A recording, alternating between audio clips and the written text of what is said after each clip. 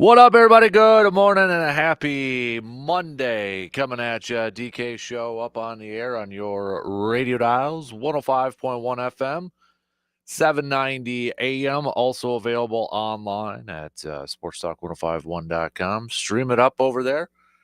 Get your Google and Alexa home devices. Download the Sports Talk app. Take us on the go. Video streams up and rolling on Facebook, YouTube, and it's Facebook, YouTube, Instagram, and Twitch. That's still going to get a little bit some used to over there for sure. But big thanks for making us a part of your start here this morning. What do we got on a good old game plan for us? Well, we're gonna talk some green and gold here this morning. Packers looking like they're getting fairly healthy coming up here for this game against the Seahawks there. Yesterday's practice report showing that the Packers, Jair Alexander, was a full participant in yesterday's practice, which kind of would assume then that he's probably going to be ready to go for this game against Seattle, which would be a nice needed boost, considering DK Metcalf receiving core and such over there. Romeo Dobbs was considered a full participant. I got to imagine that at this point that the man's, if he not cleared concussion protocol, the dude's got to be incredibly close to clearing that concussion protocol. So that's good. Evan Williams, who's also in concussion protocol, was a limited participant. The only Packer player essentially to not practice was Javon Bullard, dealing with that ankle injury. The Packers even opening up the window to Luke Musgrave. So potentially in the near future getting the second year tight end back in the swing of things here. So at least some good news on the injury front for the green and gold, and definitely could use especially Jair Alexander coming up here in this final quarter of the regular season. Tonight, we officially kick off week 15 of the NFL season with 49ers and Rams. And don't forget, this is the game, too, that if it does end in a tie, does put Green Bay in kind of a good position to maybe clinch this weekend here. But if they don't tie, then Green Bay can't clinch this weekend. But Green Bay take care of their business. They win against Seattle. They're pretty darn close to clinching this thing and wrapping up and getting a spot into the postseason there. So we've got some green and gold chats coming at you here this morning. I know it's college wise now, but Bill Belichick going to North Carolina. Still weird for me. I mean, it's still weird. I mean, I think it's obviously through back channel communications or whatnot. Bill knew he wasn't going to get an NFL job. It sure seems like that door has been closed. So he wants to continue to coach instead of living it up in the media world. So he's going to the college game, going to where his dad was an assistant back in the 50s and such. So Bill Belichick going to the it's weird. It's weird for me. I don't know how it's going to work. I don't know if he will have any success at North Carolina. I will say that when you look at the ACC conference, there's potentially a chance to win the ACC conference. I know you got Clemson in there, the U in there, Pittsburgh, SMU's over there. So it's possible that fairly soon maybe he could get that program to win the ACC and maybe get into a college football playoff. I have no idea, but it's still kind of weird. Not gonna lie, it's still kind of weird for me to see this. One of the best NFL coach of all time. How many 7 Super Bowls? Couple as an assistant too, and going to the college game. I mean, it's kind of similar to I guess Bill Walsh, who, when he called it a career with the 49ers, a couple years later, he goes back to Stanford and coaches for a couple of years too. So it's not completely out of the realm there, but it's been a little bit. So But speaking of college football and such, Badger-wise, I'm sure there's some Badger fans that are probably happy about this, but Brain Locke has entered the transfer portal. So it sure seems like now that the Badgers will have a new starting quarterback, whoever that's going to be. But they'll have a new starting quarterback next year, next season. So who that is at this point remains to be seen. We'll see through transfer portals and all that stuff there. But yeah, I don't think too many Badger fans are probably disappointed on that young man's decision to enter the transfer portal. So, but we'll talk some college stuff coming up here, football and all that good stuff. Speaking of the college world, shout out Blue Gold men's basketball team winning their 6th straight game, defeating Northwestern last night, Northwestern St. Paul, and the Blue Gold women's basketball team picking up their 3rd straight win. They were over at the Sontag Center last night. So you had UW Stout men's basketball also picking up a win against Northland College on there in a battle between two of the top 3 wrestling programs in the country, lacrosse and Blue Golds. Last night it was the Eagles lacrosse edging out the Blue Golds 21-14. So did have some college stuff in our local area, some good matchups, some good games over there too. So we'll talk a little baseball coming up here. We mentioned one of the rumors just a couple days ago was that the Brewers were a team that maybe was in play or trying to be in play for Garrett Crochet. That's not happening anymore because, well, he was traded to the Boston Red Sox yesterday. Bob Nightingale, actually just a few minutes ago, listed the 5 finalists for Garrett Crochet. And it was Boston, Atlanta, Yankees, Reds, and Phillies. So according to him, the Brewers weren't even a finalist for his services. But now where do the Brewers go from here? It's been a fairly quiet offseason. You have some players leaving the Brewers, notably Willie Adames and such.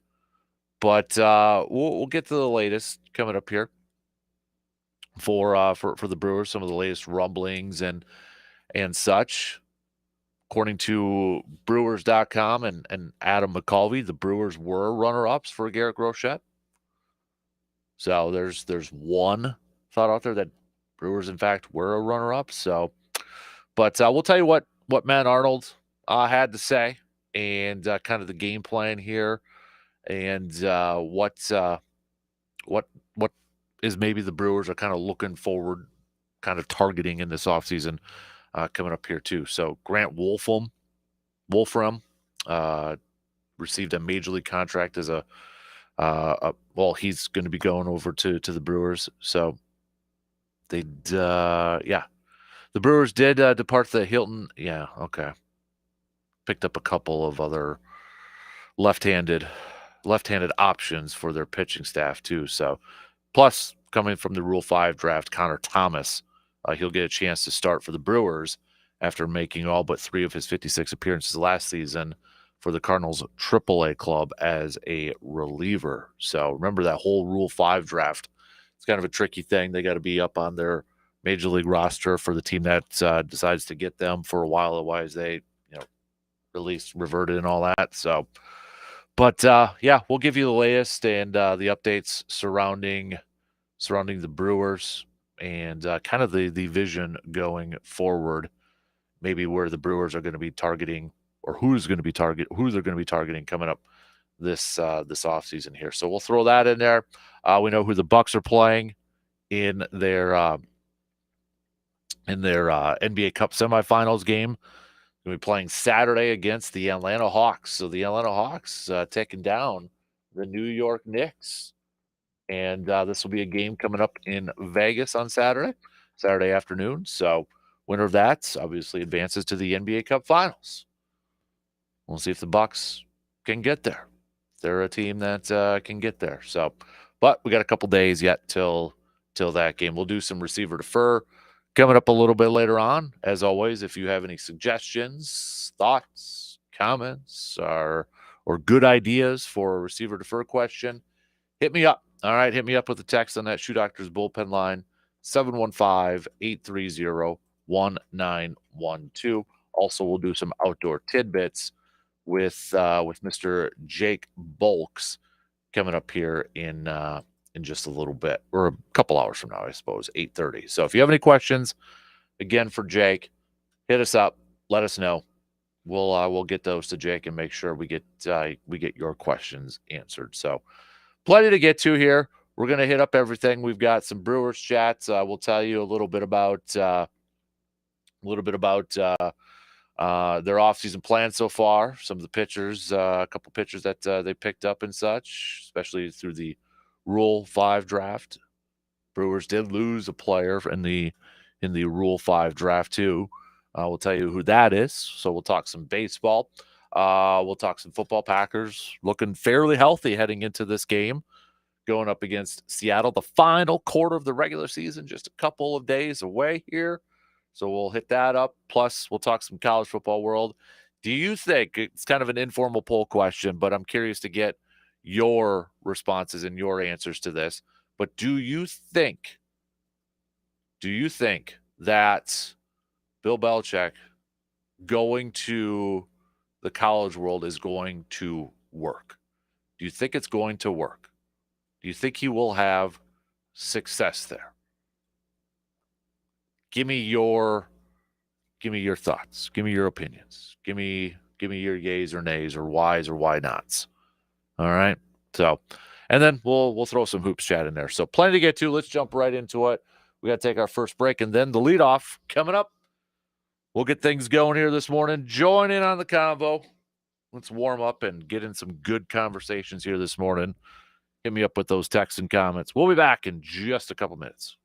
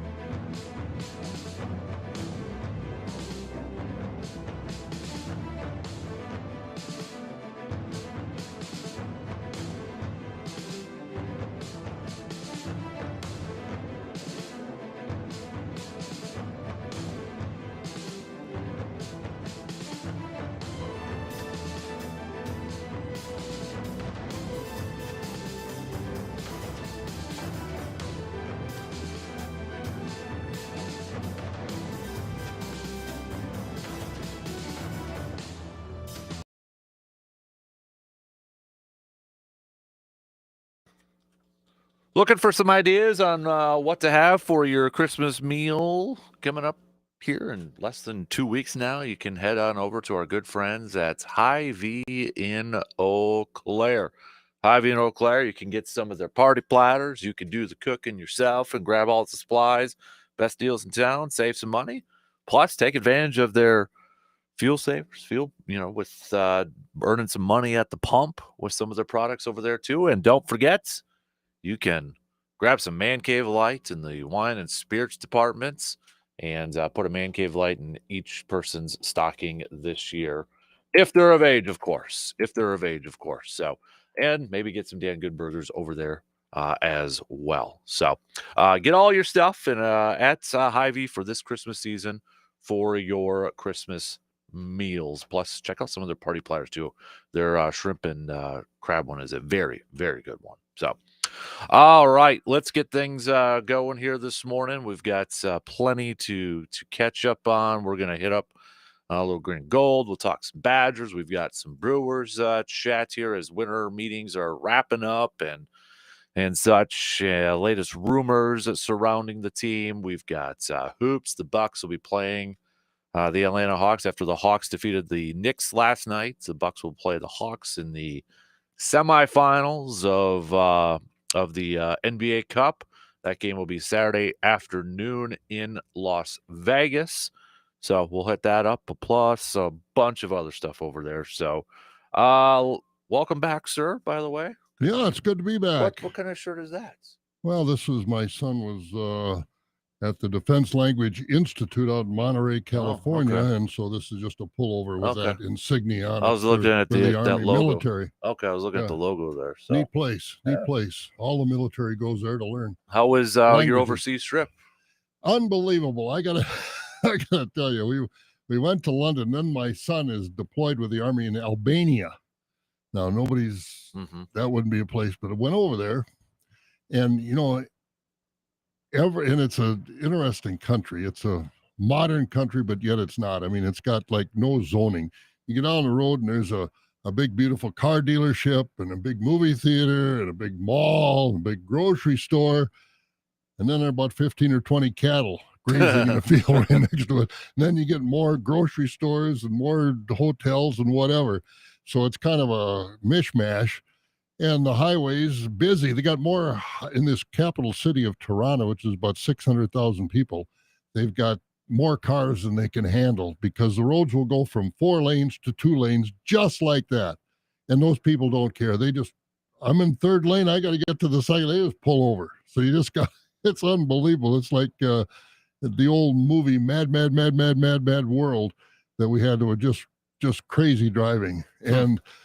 But I got to tell you, my observation over there, and the people are friendly. The food is delicious. And, you can go out and have a great big meal. Three of us had a great big meal and a couple of adult beverages and $35. So it was very, very reasonable. Yeah. And you don't tip over there because they're paid a living wage, the people that serve you. But every man, and I'm talking every man from about 18 to probably 55, they're all the same. They've got short hair about the length of your hair, but then they've got real tight sidewall cuts along their ears, real tight. And then they've got about a 3 or 4 day growth of whiskers. And they all dress in black, from shoes to pants to shirts to caps to jackets. Everything is black. Every man. I didn't see, the only guy that had red on was me. But, and friendly people, just really nice people in Albania. But all I could think about was, you watch these movies or these TV shows, the FBI or CSI or Criminal Minds or what a Walker, Texas Ranger, and they have hitmen. And they say, well, we traced it back to the Albanian mob. And once you're over there, you can see why. I mean, every man looked like a hitman. You get 3 or 4 guys together standing on a corner and it looks like they're, and they don't smile. They're not, they don't walk around smiling a whole lot, but friendly people, nice people. You ask them questions and ask for directions or whatever. And the Albanian language is their language. It's their own language. But most of them have been trained in English in school, because that's, the accepted world language is what it amounts to, English. We're lucky for that. But if you want to go over there and see the place where you can get hitmen, that's the place to go. I'll never get that out of my mind. I took pictures. There'll be 4 or 5 of them standing together. I said, "Can I take a picture?" They look at me like, "What are you, weird, man?" And I take a picture, but I just laugh because they all look like hitmen that they're planning a hit. That's awesome. That's But awesome. it was fun. It was really different to go to a country that I never thought I would go to and see how they live. And like I said, the food is absolutely delicious and it's very reasonably priced. The people are friendly. It's a very, for the most part, it's a very modern country. And it's just it was an adventure worth taking. Awesome. Well, good deal. When did you get back then? I got back last weekend. Okay. Yeah. Nice. So it was fun. Yeah, absolutely. And I had a hotel room in Toronto, the capital, and I had a hotel, and we were there for 4 nights. And I didn't know it till about the second or third day. I'm in the bathroom and I'm looking out, and the hotel was a Marriott, and it was attached to a soccer stadium. Mm-hmm. So I'm looking out my bathroom window, and I'm looking right down into the stadium, and they're playing soccer. I could stand there and watch them play. It was unbelievable. They said, well, the soccer arena is right here. And where was it? I couldn't find it. I looked out my bathroom window and there it was. It looked right open roof and you look right down into it. Nice. So it was kind of fun. Cool. It's a neat city. Absolutely. So, well, welcome back, sir. Welcome back. And everybody said, I saw on Facebook, it's good to be back. Thank you. But I saw on Facebook, how, I don't know, different terms people say about our Black Friday, how bad it is we go out there for consumerism and this, that, and the other thing. I was in London, first of all, and then I was in Tirana, Albania, and other places of Albania. They had Good Friday sales too. So we extend all over the world. We have Thanksgiving, they don't. But that Friday is Black Friday all over the world. They had Black Friday sales all over London. They had Black Friday sales all over Albania. So it's not just an American tradition for Black Friday. It's all over the world, or at least the places I was. Awesome. So, well, what are your thoughts on Bill Belichick coaching at the college world now? So. I think it's the craziest thing in the world. I'd like to know what the real somebody said, and I heard one of the talking heads talking about the fact that he would take the job if they would guarantee that when he retired, he'd give it to his son. Now, if that's what it is, if he could work out that deal, I guess more power to him. But if North Carolina folks, crumbled to that demand, I don't think much of North Carolina, but there's no question he can coach. Mm-hmm. I don't know if he can, and he coached in the pros. And what did they do? They paid their players. They had free agents, and that's what college football is now. So he knows what it's all about. I can't see him going to a living room or to a bunch of high school games and recruiting. Maybe he would a little bit, but I can't see him doing the elevator, pitch and all that stuff. That's going to be hard. But, the thing is, we only see him at press conferences and at football games, coaching on the sidelines. We've seen a little bit more of him now since he's been out of coaching and been doing some, commentating. But they say he has a wonderful sense of humor. He's a great guy. He's very personable. We'd never know that from our exposure to him on TV and the media. But if he can woo these kids and get them there, I don't know. Is he going to be like Deion Sanders? Have that personality that can get these kids in. I'm going to play for Bill Belichick, and if he is, has a sense of humor and can get these kids in, I don't know how successful he might be. The only thing, and this is a different era, but the only maybe comparison I can even think of is like when Bill Walsh retired and then went to back to Stanford for a couple of years. But college football is completely different than what it was, back 5 years ago. It's completely different than it was 5 years ago. Right. And I just, I've been to a Bill Belichick press conference. And it's exactly what you see on TV. It's so interesting when you see him on Peyton Manning's cast or Pat McAfee or, the NFL thing that they did a few years ago with the Top 100. He's like a completely different person, where he has that personality and it shows out. So I'll be curious if he kind of reverts back to, his Patriot days of being at the podium, or is he going to show a little bit more person? I don't know. He has to, or he's not going to recruit kids. The thing is too, is like the I know he made the pitch last week when he was on McAfee's show, like, and this is what at that point when he said if he was to go to college, he would develop it into like a football feeder or NFL feeder program. And part of me wonders, like, okay, that's cool and all that, but is that like the main priority for a lot of these kids anymore? Is it I want to go where I get the most cash right away? Or do I want to go where, okay, maybe I invest in myself a little bit and then maybe in a few years I can get I don't know what kids are thinking these days. Well, I don't know what the I mindset think is. a kid, if I had a kid that was good enough to be Division I scholarship player, this, that, and the other thing, I'd tell him, go where you want to go. First of all, Mhm. go if your heart takes you to Notre Dame or wherever it might be, Wisconsin or wherever. Go where your heart wants to take you, but make sure you get some money because what is it? What percentage of college kids play in the pros? Not a lot. So you get the It's money, while you can. If you're going to Mhm. make money playing football, it only was in the pros a few years ago. Now you can make a lot of money playing college football, basketball, whatever the sport may be. I Mhm. tell the kid, go where you want to go, but make sure you're going to make some money Mhm. because, a kid, all of a sudden, the kid's 21, 22 years old. He's played 2 or 3 years of college. He's got a pretty nice nest egg, Yeah. if they're any good at all. Yeah. And so it's a completely different world that we're living in nowadays. And the curious thing I'm kind of curious about too is, because the lawsuit where now, there's certain percentages that the universities have to pay their athletes, right? There's Hmm. that certain amount. North Carolina is a basketball school. Now you got Bill Belichick coming to the football program. How much of those resources from the basketball will be directed towards football, or will that? I don't know, but it's North Carolina's not happy with Hubie Davis right now at basketball. No, So how does that factor into? Yeah, I'm curious how that all plays out good too. question. Good thought. Because, a lot of these big money donors are going to say, well, the basketball program isn't what it used to be under Roy Williams and Dean Smith. Hmm. So maybe Belichick can make us a football school. And my $1 million a year donation is going to be three-quarters of it now focused to football rather than three-quarters focused to basketball. I don't know if that's going Hmm. to happen or not, but I can certainly see that there's a reason they brought in Bill Belichick. For $10 million a year too. I was just going to ask. I haven't seen That the was a con- number that was thrown up. $10 million a Yeah, year. I'll double check it, but Wow, yeah, they got some big donors down there.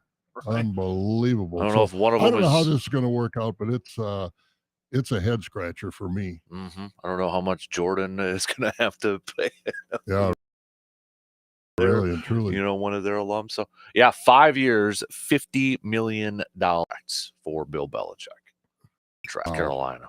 So I Receiver defer. Do you think he'll stay there 5 years? no, I I don't defer think. that. I defer that. And Yeah. yeah, I heard the same thing about his kid Steve, who's at right now as defensive coordinator. I don't know if I get it. Thanks, Dad. But like, I'd almost like I want to earn it on my own though, too, right? Like you know what I'm getting at? Oh Like I yeah. just like And I don't does the kid want to coach in college because he's a coordinator? That's a pretty good gig. hmm You got a lot of pressure on you, but you got if you're going to follow your dad, Bill Belichick at North Carolina, there's going to be a lot of pressure there too. hmm You Well, it was know, like was it Pat Knight followed his dad down at Texas, Bob Knight down at yeah, Texas Tech, didn't work. and it didn't work. Yeah, Mm-mm, Pat was, assistant for a while, and then they went to him, and it didn't work. So mm-mm. it's that trying to fill the shoes of a legend, Oh yeah, essentially. So there's no question. And he's a legend in pro football. Mhm. He's not a legend in college football. It's just the reverse from Nick Saban. Yeah. He's a legend in college, not in pros, because he went to the pros, Miami Dolphins. It didn't work. hmm And he came back to college where he became a legend. Now, can Bill Belichick do that? I don't know. The jury's out. And he's not a kid. He's 72 or 73 years old. Yeah. Can he relate to these young kids now? Exactly. It's going to be an interesting story to follow. Exactly. I mean, it's a little different too when Dion goes over there because Dion's got that personality. I mean, he can relate to the kids. Oh, absolutely. This is where you bring up a point too. Yeah, he'll be 73 in April, coming up here. So I don't know how it's going to work. I'm intrigued about it. It's going to sell some butts or some seats and eyes. I don't know if they can do it. Can we get a North Carolina and Colorado game with those two guys manning the sidelines? But it is the ACC, so I guess, what, Clemson and SMU, I mean, it may be a shot that they compete in the ACC. I don't know, but what's the benefit? Is it just that I know he said he always wanted to coach college football, and his dad was an assistant at North Carolina in the 50s and such. But I mean, his good friend Nick Saban left college football. I would imagine Bill talked to him and got some in. I don't. It's Yeah, I kind of a don't know head the scratcher for background. The me. background, Yeah. it's a head scratcher for me too. The background on that I mean, it's got to be more than my dad coached as an assistant in North Carolina in the 50s. There's got to be more to it than that. Mm-hmm. And I think there's more to it than, my son will get a shot at the job when I retire.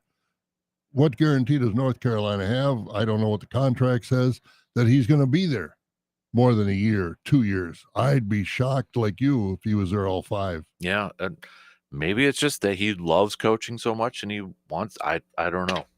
It's just I didn't think it was going to happen when it first got reported, and then here we are. Yeah, he's going to be done in the Carolina Blue. Yeah, So I thought too. I heard it and I was just in one ear and out the other. I thought that's all the credibility it was going to get, but no, I guess not. yeah, so we'll see. But it definitely will draw some more attention to the college football world this upcoming season.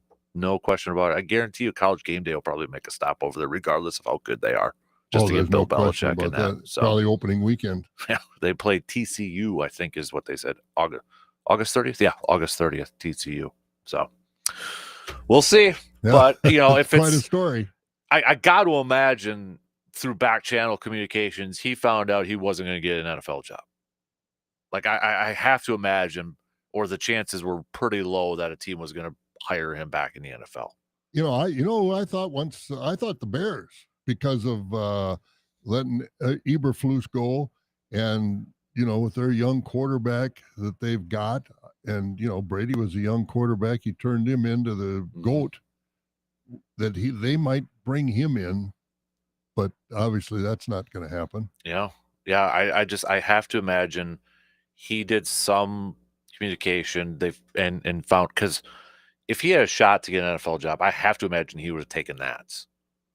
Because part of me still believes he would like to break Shula's wins record. That's the first thing I thought of when I heard that he actually did take this North Carolina job. I thought, boy, I thought he'd want to be the all-time winner. But Yep. I don't know. Maybe that is the story that he couldn't get a job. Yep.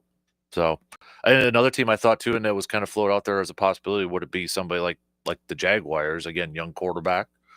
Look back at the AFC. I'd say the AFC South is not that insurmountable where they can do a quick turnaround.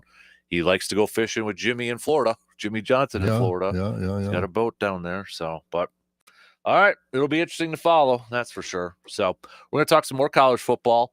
The latest, another Badger football player entering the transfer portal, and one player who I don't think too many fans, including yours truly, is too disappointed of entering the transfer portal. And yours truly on this side. Yeah, so that's who I was looking at over there. We'll take a quick break, and we'll talk some more college football coming up after these quick words.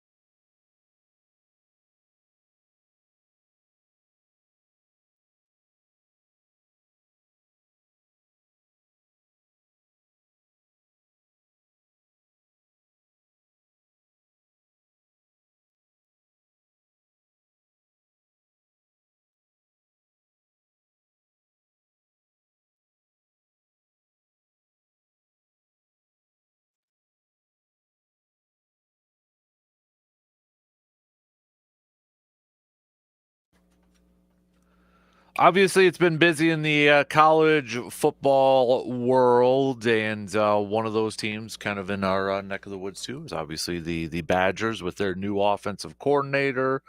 And now we know for sure they are going to have a brand new starting quarterback. Tanner Mordecai a little bit earlier entered the transfer portal, and now Braden Locke has entered the transfer portal, which I don't think a lot of Badger fans are probably too upset about. Not for either one. Mordecai didn't really have much of a chance. He got hurt early, but Braden Locke, no thank you. So don't know who is going to be the guy. Don't know if it's going to be one of the youngsters that's on a roster or maybe another transfer portal player out there to pair up with their new offensive coordinator, Grimes. But the intriguing offseason for this Badger football season continues. Lots of questions. It really does. And Luke Fickell has to be nervous because so far he's failed. Yeah. I mean, whether he will continue that way, I don't know. But you can't, I don't care who I feel sorry for the offensive coordinator Longo that they fired. You can't play offense if you don't have offensive players. They didn't have a quarterback. Neither one of those two guys were quarterbacks in a Big Ten situation. They weren't Division I quarterbacks. That's the bottom line. Talent identification. Tavy Walker is not the best running back on that team, or was not number 13 that got very little chance to play, but when he did, he was much better than Walker. He was faster. He was quicker. He was more agile. He was stronger. I don't understand their talent evaluation on the offensive side of the ball. It was really lacking. And what they're going to do for quarterback, I don't know. They've got some young guys in the roster, but if they don't play this year, they're gone. And will they develop at other schools? I don't know. I don't know what Fickell has in mind as far as what he's going to do for a quarterback. I'm sure he's going to try and bring in 2 or 3 guys, but he's got to find somebody that's a Division I quarterback, because neither one of those 2 guys, Mordecai in his short stand while he was there before he got hurt, he was better than Locke. That I will say. And, they've recruited Locke's younger brother. Will he come to Madison now? I don't know, because if he would have, he'd have been in competition with his brother if his brother stayed. But I don't know who's going to want a guy like Braden Locke. I mean, he's not going to go anyplace and be a starter. Yeah. That's anything more than, you're talking lower Division I schools is where he's going to end up. There's no way he's going to go to a Power 5 conference and be a starting quarterback. No, yeah, you'd have to wonder if it's going to be, is it FCS or division, a little bit lower division, like you said over there. I'm not sure, but I'm looking at a list here of some of the quarterbacks that are in the transfer portal here, and I mean, you got guys that are already committing, going to different schools right now. So I mean, it's kind of getting a little bit slim picking here a little bit. I don't know, but we'll see. We talked to RJ a little bit earlier this week. Kind of mentioned it's probably going to be like, the 15th ranked quarterback or something like that in a transfer portal. It's not going to be the top one or any of the top available quarterbacks out there too. And we'll see what was your thoughts on not knowing too much about him, just the fact that he likes to run the football, but Grimes now coming over to Wisconsin, the new offensive coordinator. Yeah, I have to admit, I know nothing about him. But it's one thing if you want to. It's like the run and shoot offense, or whatever they call this offense that they were going to try and do under Longo. The air raid offense. But you got to have somebody that can make the ball in the air. We didn't have a quarterback who could run that offense. Same thing now. If you're going to try and run the ball, get back to Wisconsin football, you better recruit some linemen. You better recruit some running backs. You got to get a quarterback that can at least keep the other team honest with the ability to throw, which no team had a fear of Braden Locke this year. No team had it, because his footwork was horrible. His arm was not strong. He threw 3 quarters and he got so many balls batted down. I don't know what they did in practice to coach this kid, because he never got better. He never showed any improvement from the start of the season when he came in after, Mordecai got hurt. till the end of the season. He never showed improvement. What do they do in practice to coach this kid? Are they looking at film? I don't know. It just befuddled me because I never saw a kid that didn't improve at least a little bit, and Locke never improved. And so if they're going to run the ball, you better go get some linemen. You better go get some big uglies from Wisconsin like Northern Illinois did this year, and get some running backs that can run the ball and a quarterback that's at least serviceable to keep the other team honest. He's got a lot of recruiting to do. Yeah, I misspoke too. There is a few quarterbacks available. I was looking at the 2024 class over there too. So there's some still available. But you mentioned the offensive line. Grimes is an offensive lineman back in the day, former offensive lineman. So hopefully that would help bring back some of these offensive linemen to the program and such. So, and you got to get some receivers. Yeah, they had wide receivers that dropped so many balls, and for an air raid offense, you never saw our receivers wide open, like you see teams from wide receivers from other. We didn't have fast receivers. We didn't have guys that could catch the ball in a crowd because they were always in a crowd because they were never by themselves. The passing plan, so to speak, from this air raid offense, for whatever reason, never got our guys open. We need a tight end. We don't have a tight end. And I just saw this morning that this Green Bay Notre Dame Academy won the state championship in high school football. Their tight end is going to Notre Dame. So we're missing out on too many good players in the state. I mean, Fickle's got a big job ahead of him. There's no question about it because this schedule, you've seen it, it's not easy next year. Yeah. Not easy. And I don't know, like we were talking about it last week a little bit because there was an article up on The Athletic by Jesse Temple, and he actually talked to quite a few high school football coaches in the state of Wisconsin to see how the recruiting was going.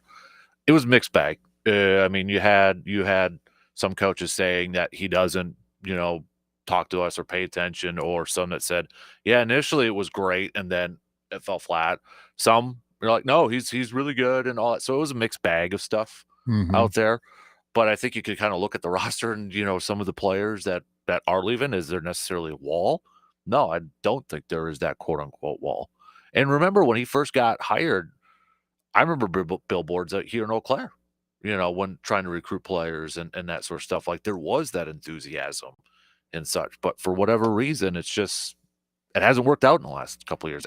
And for people saying too, like, well, he's got to get his guys in and such. He's had guys that, this past year. I mean, transfer portal guys are his guys too, so I don't put a whole lot of stock in that argument. I don't either. I'm hoping that he is successful. Obviously, I want Wisconsin football to be successful. It hurts to watch the bowl lineup this year and not see Wisconsin in it. And McIntosh, the athletic director, takes some heat in. Why he scheduled Alabama, I will never know. I will never know. That's, it's just the stupidest thing because so you bring him into Camp Randall, the stadium is full. The stadium was full when it played Western Michigan. Wisconsin fans are going to go watch the Badgers play football. They had absolutely no chance of beating Alabama.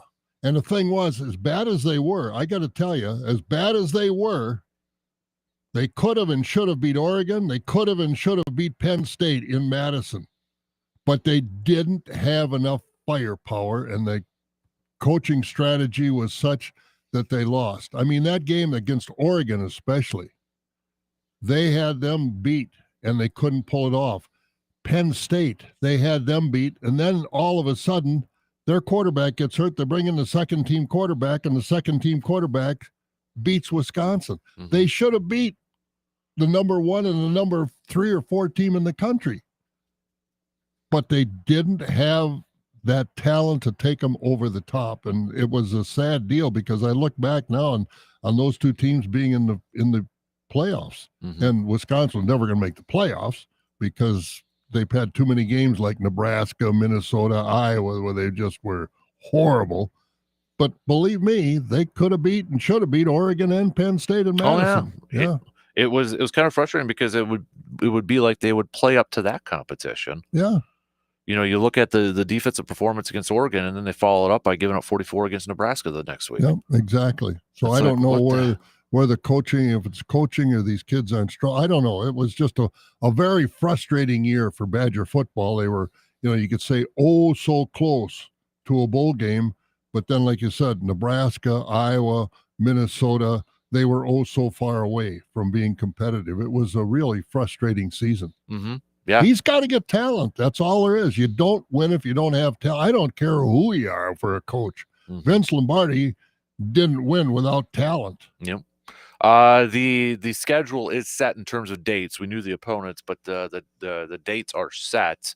So they'll begin against Miami, Ohio at home, Middle Tennessee at home, and then at Alabama for week 3, home against Maryland, at Michigan, home against Iowa on October 11th, home against Ohio State, October 18th. They're going to have a new coach?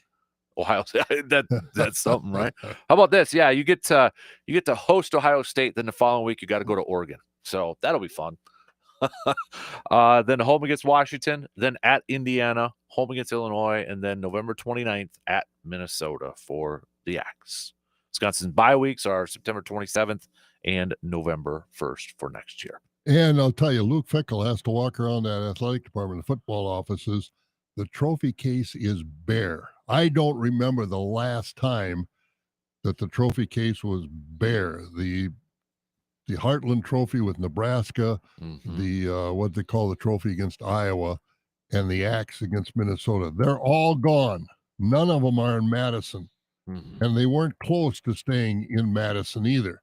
He has got some questions to answer, and McIntosh the same way. I got a letter in the middle of the season here, towards middle to the end of the season, from the athletic department about how, athletics is costing more, and, more or less telling you, without telling you, that ticket prices and seat licenses are probably going to go up next year.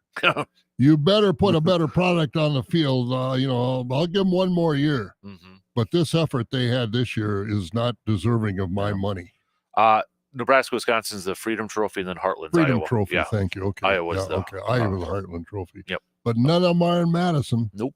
They're all gone. And I think that was a frustration this year, was the fact that how this team could be so bad at times and then almost pull, but the thing was, I was sitting there in the stadium, and I've never done this before, sitting in the stadium against Oregon and Penn State, and I'm sitting there and I'm saying to myself, as close as these games are, they've got no chance to win.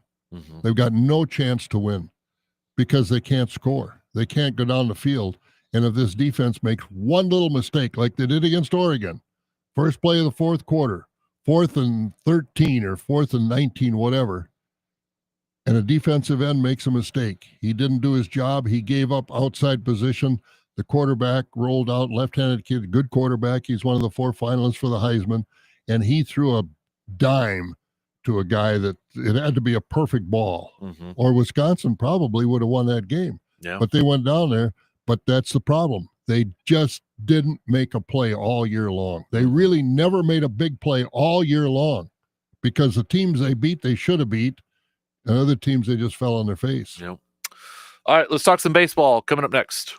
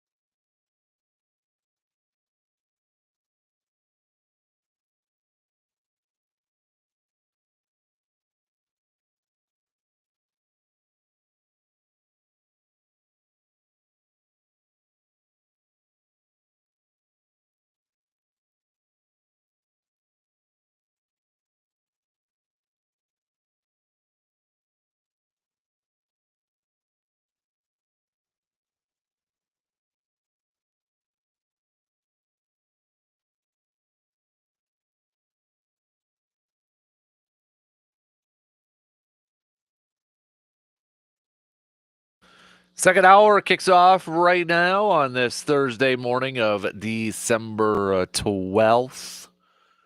A big thanks for making us a part of your start here this morning. Reminder, coming up on Monday, December 23rd, we are going to be doing our Festivus show from the VFW Post 305. Brandon and myself will be over there. VFW Post going to be opening up around 6:30, a little bit earlier than normal. So come grab some breakfast and hang out with us. And I've done that. It's good food. Airing of grievances, if you all know the Festivus traditions and such. Plus, the day before on December 22nd, Santa and Mrs. Claus is going to be stopping by the VFW Post 305, 7 a.m. to noon. So if you want to stop on down, take the kiddos to meet Santa and Mrs. Claus before Santa has a couple days after that, you can stop on over. And then plus they'll be featuring their Christmas themed buffet for just $15, $8 for the kiddos too. So good day on the 22nd. You don't have to worry about a Green Bay game because they play on Monday after that too. So all right. Let's talk some baseball. It's like cold weather out there. Let's think about a warm weather Good idea. sport here as wrapping up winter meetings and such. Brewers apparently finishing up as a runner-up. I guess it's another way of saying consolation prize, but runner-up in the Garrett Groshette sweepstakes before he was traded to the Boston Red Sox. But the Brewers did add a couple of left-handed pitchers, guys you obviously all know, and that's a little sarcasm there. But Grant Wolfram, he's a 28-year-old, will be a 28-year-old. He received a major league contract as a minor league free agent. He spent some time with the Rangers AA and AAA affiliates in 2024. And then the Brewers also making a selection in the Rule 5 draft, Connor Thomas. He had made all but 3 of his 56 appearances last season for the Cardinals AAA club as a reliever. Remember, with the Rule 5 pick, he will have to stick on Milwaukee's major league roster all season or be offered back to St. Louis. So those were the moves that the Brewers made at winter meetings, which probably shouldn't surprise anybody that they weren't too active. But Matt Arnold still weighing the possibilities of Devin Williams being traded. Maybe still looking for a third baseman if Ortiz is going to now officially move over to short now that Willie Adames is officially gone and such. So, but shouldn't be too surprised. It's been a fairly quiet Brewers offseason so far. Yeah, when you're a small market team, you don't have that kind of money, you can't get in the conversation. But if they're going to trade Devin Williams, they should better trade him to somebody that's got a good third baseman that can be traded. Because if they give Devin Williams away like they gave Josh Hader away a few years ago, that doesn't bode well for the fans being happy with that move. So I'm not in favor of trading Devin Williams, but the way the world works now, I guess you never know what's going to happen and when they're going to go and when's the best time to let them go. It's just a shame you can't keep your good players. Yeah, it sure seems very eerily similar to Corbin Burns last year, where a lot of people are speculating that the Brewers might wait a little bit after free agency and then the price might get a little bit higher because Devin Williams is entering his final year under contract and such. So, but Matt Arnold said, I always want to be transparent with our guys in these types of situations. I'll keep that conversation between us. But I've had conversations with Devin that, I care about him and his future. He's been such a valuable part of our team for a lot of years. I respect him a lot, and I want to treat him like he's the best closer in the game, which I believe he is.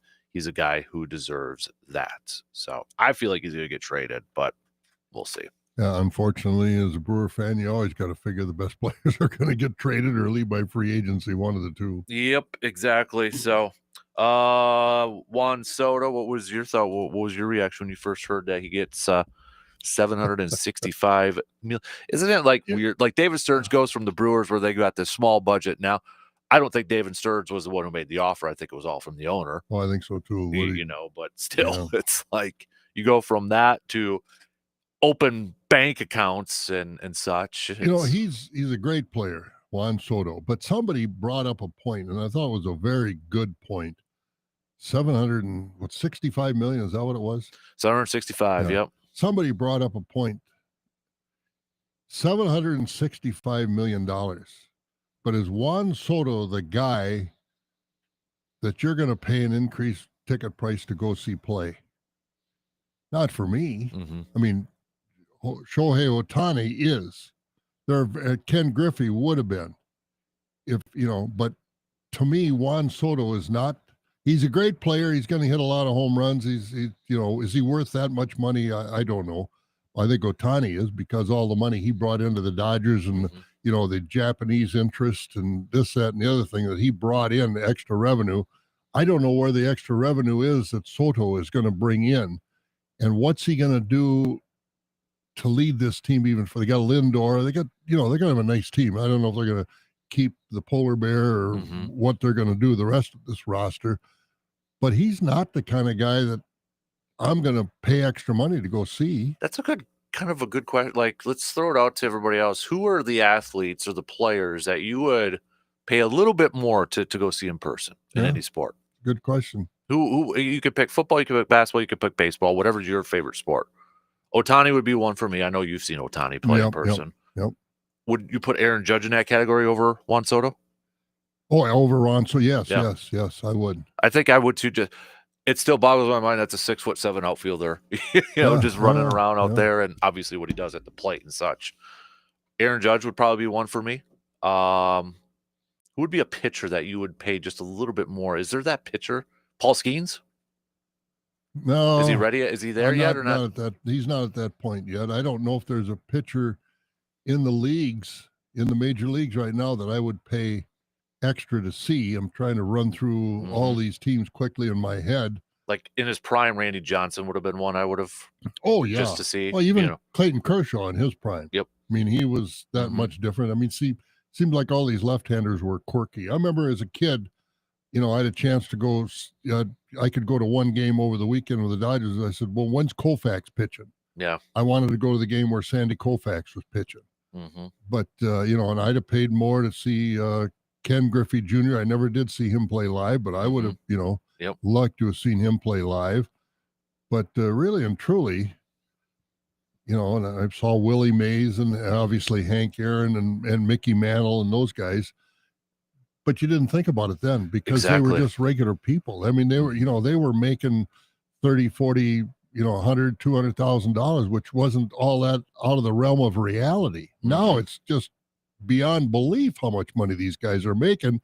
And are they going to make that much of a difference? I don't know. In the standings, are they going to get to the World Series, win a World Series? I don't know how this is going to work, but there are very few guys. Like the NBA, there's players like Giannis, I think, for people who haven't seen Giannis or LeBron. And the NBA is so tricky, though, because you don't know if they're going to play or not, if it's going to be a load management game. Yeah, that's right. I was talking with somebody. Load management. Yeah. I was talking with somebody the other day about this, and they were talking about, the ticket prices for just to go to the Timberwolves game.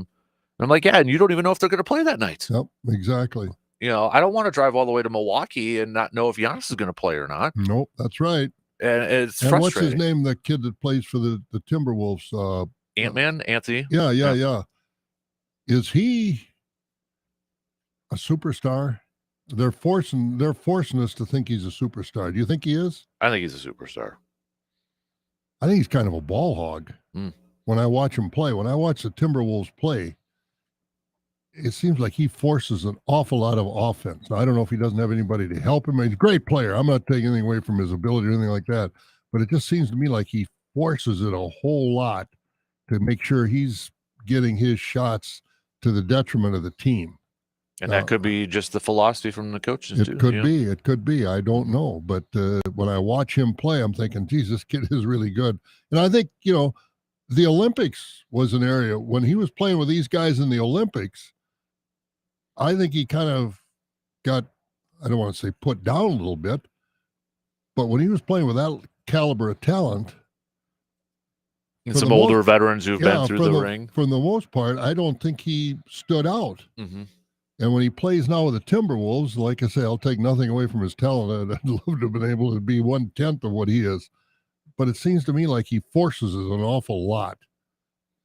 As good as he is, and I don't know if it's because they don't have enough complementary talent on the Timberwolves or what it is. But and I think he's a great player, but I just don't think he's in that superstar realm yet. Trying to think of like who would be an NFL player right now that you would pay a little bit more to go see. So Patrick Mahomes. Patrick Mahomes is a good one. Yep. And Josh Allen. Would you put Lamar in there? Oh, yeah, I think I would. Saquon, the way he's running the football right now, is he at there or? Yeah, because you think Saquon Barkley is frustrating because every time he played the Packer, no matter who he's with, he beats the Packers. Mm-hmm. And but that's more the Packers' defense, I think, than Saquon Barkley.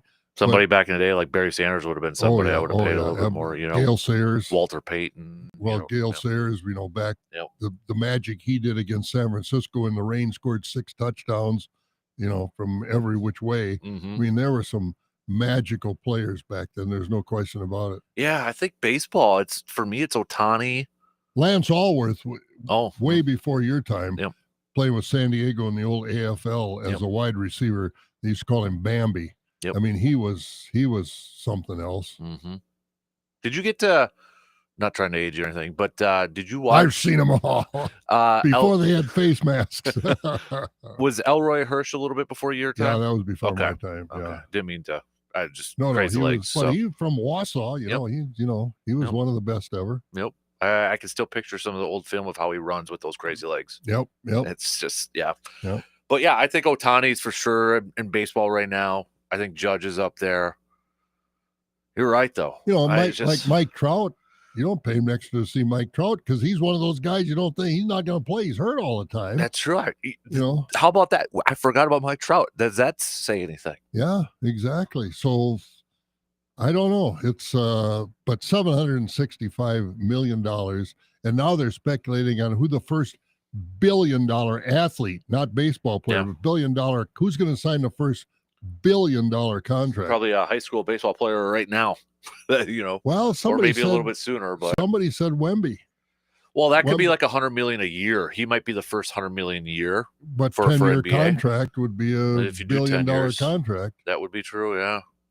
I don't know if it would be him or not, but soccer might. I mean, they've just got cash all over the seas. Evidently they do. But it's. I could see him. I could see Wemby easily being the first 100 million. But you're right. If they do it to a 10-year, and it's like, oh my gosh. Yeah. Wow. But yeah, it's a foregone conclusion. We're getting $1 billion player now. For the fact that Soto, when it started off, where everybody thought was going to be in the 600s, and it went up to 765. Yeah, we're going to get. Well, I wonder what the next offer was below that, or if this guy from the Mets just said 765, take it or leave it. There was a report that the Yankees offered 760 for 16 years, but I don't know if that's a report. That's a rumor out there. So, do you think? Obviously, he took the most money. That's his business. And I believe none is deferred. So no, none of it's deferred. Yeah. But does this put more pressure on him signing this contract with the Mets versus 760 with the Yankees? I think he really has put the pressure on himself because he's got cover of Judge in New York and the Yankees on the other side of town. Yep. And he's got to be Garrett the guy Cole now. And this, and even with Lindor there. Yeah, he's got to be the guy. He's got to be the guy. Yep. So I think he, and obviously he's not afraid of it. He signed it. So he's going to take all that pressure and see where it ends up. But what boggles my mind too is when you look at these salaries, he's still making more than Judge and Mookie Betts combined. Is he really? I saw that on social. I'm like, I think I'd rather go those two. Yeah. Timing is everything. It is. When your contract comes due, how much you think if Judge's contract would have been up this year, how much you think they'd have signed him for or offered him? Or what if Ohtani was just a couple years younger and he's coming up now? Yeah. And he doesn't have the health, injured boy. I see they say Ohtani is probably not going to pitch again this year because it's not coming around, but obviously they won the World Series without him pitching. I got to ask you this because you weren't here last week, and I just got to, if it's going to be a grind my gears Thursday since we're talking baseball, the Golden Bat idea. Did you? What is that? Oh, you did? Oh, I heard the headlines, but I don't know what the nuts and bolts of it are. So this was Rob Manfred saying it was kind of catching some steam at meetings, but it's kind of died down now. Each team would essentially you get to put your best hitter in a certain situation one time a game. So it doesn't matter where you're batting. If, say, Otani's your leadoff hitter, second hitter, whatever, but you get in a situation where you want him to bat seventh, you can have him get an extra at bat, put him in that seventh spot one time in a game. Hats and horns, clown baseball. No, I mean, I'm not saying they won't do it, Right. but I mean, and the fandom has changed. It's not like, purists, Yep. I grew up with purists in baseball. You had your scouts, you had, people went to the games. Mm-hmm. I mean, I won't say they won't do it. For me, I think it's hats and horns, clown baseball. You're seeing a very big generational, because I agree with you. Like me, you were like, no, but I could see Hudson saying, oh, that's cool. Yeah. Oh, yeah. You Yeah. know, I won't say it'll never happen, but yeah. I mean, it's not something that I think is, for me, good for the game. For these Right. next generation, maybe it is, but come on, how many It's a gimmicks, manufactured drama. Yeah, how many gimmicks are we going to have? That's ridiculous. Like, I threw out this scenario. Changes the whole sport. Yeah, I agree. Like, I threw out this scenario. What if this was to happen? You're at the bottom of the ninth. You've got guy tying run or game winning run on third, let's say, but first and second is open. So you do your golden bat switch and you put Otani up there. But let's say, because first and second's open, I'm walking him. But what if his original batting spot was actually next in the lineup? Then does he get a pinch runner and he gets to go up to the plate again?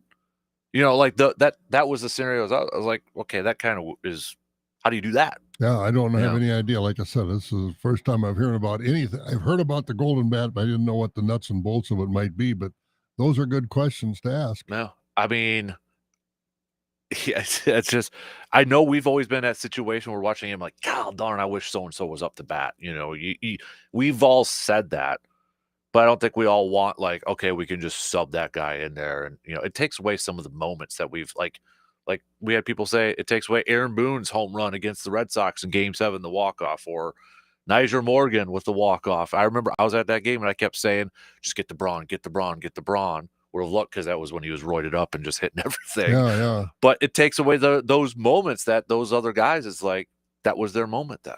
Yeah. Oh, I agree with you. I don't like that idea at all. But again, I wouldn't be surprised if they do it. Yeah. I wouldn't be surprised if they do it either. Yep. So what it would bring to baseball, I don't know. It's just I can't imagine managers would like it. I don't know. Yep. I agree. All right, let's take a quick break here. I do want to talk some Bucks. We got some Packers stuff coming up here as well. So we're hitting up everything here this morning. Join in on the convo. Hit us up with some texts. 715-830-1912. Quick break. We'll be back after these quick words.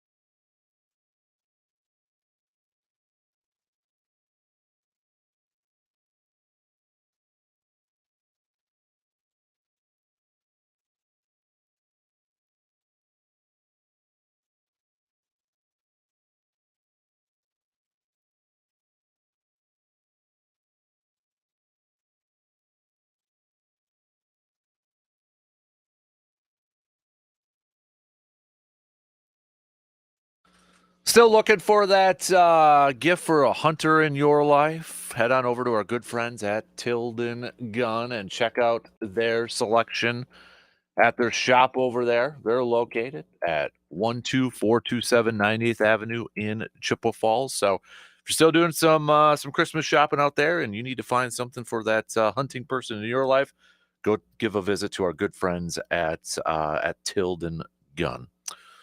Bucks won't be back in action until Saturday when they take on the Atlanta Hawks and the semis of the NBA Cup right now. But the Bucks obviously have been playing a whole lot better than what they first started off this season. And maybe part of it, too, is Chris Middleton's been back. He's been coming off the bench and kind of being a distributor here a little bit. He's gotten in 3 games 19 assists.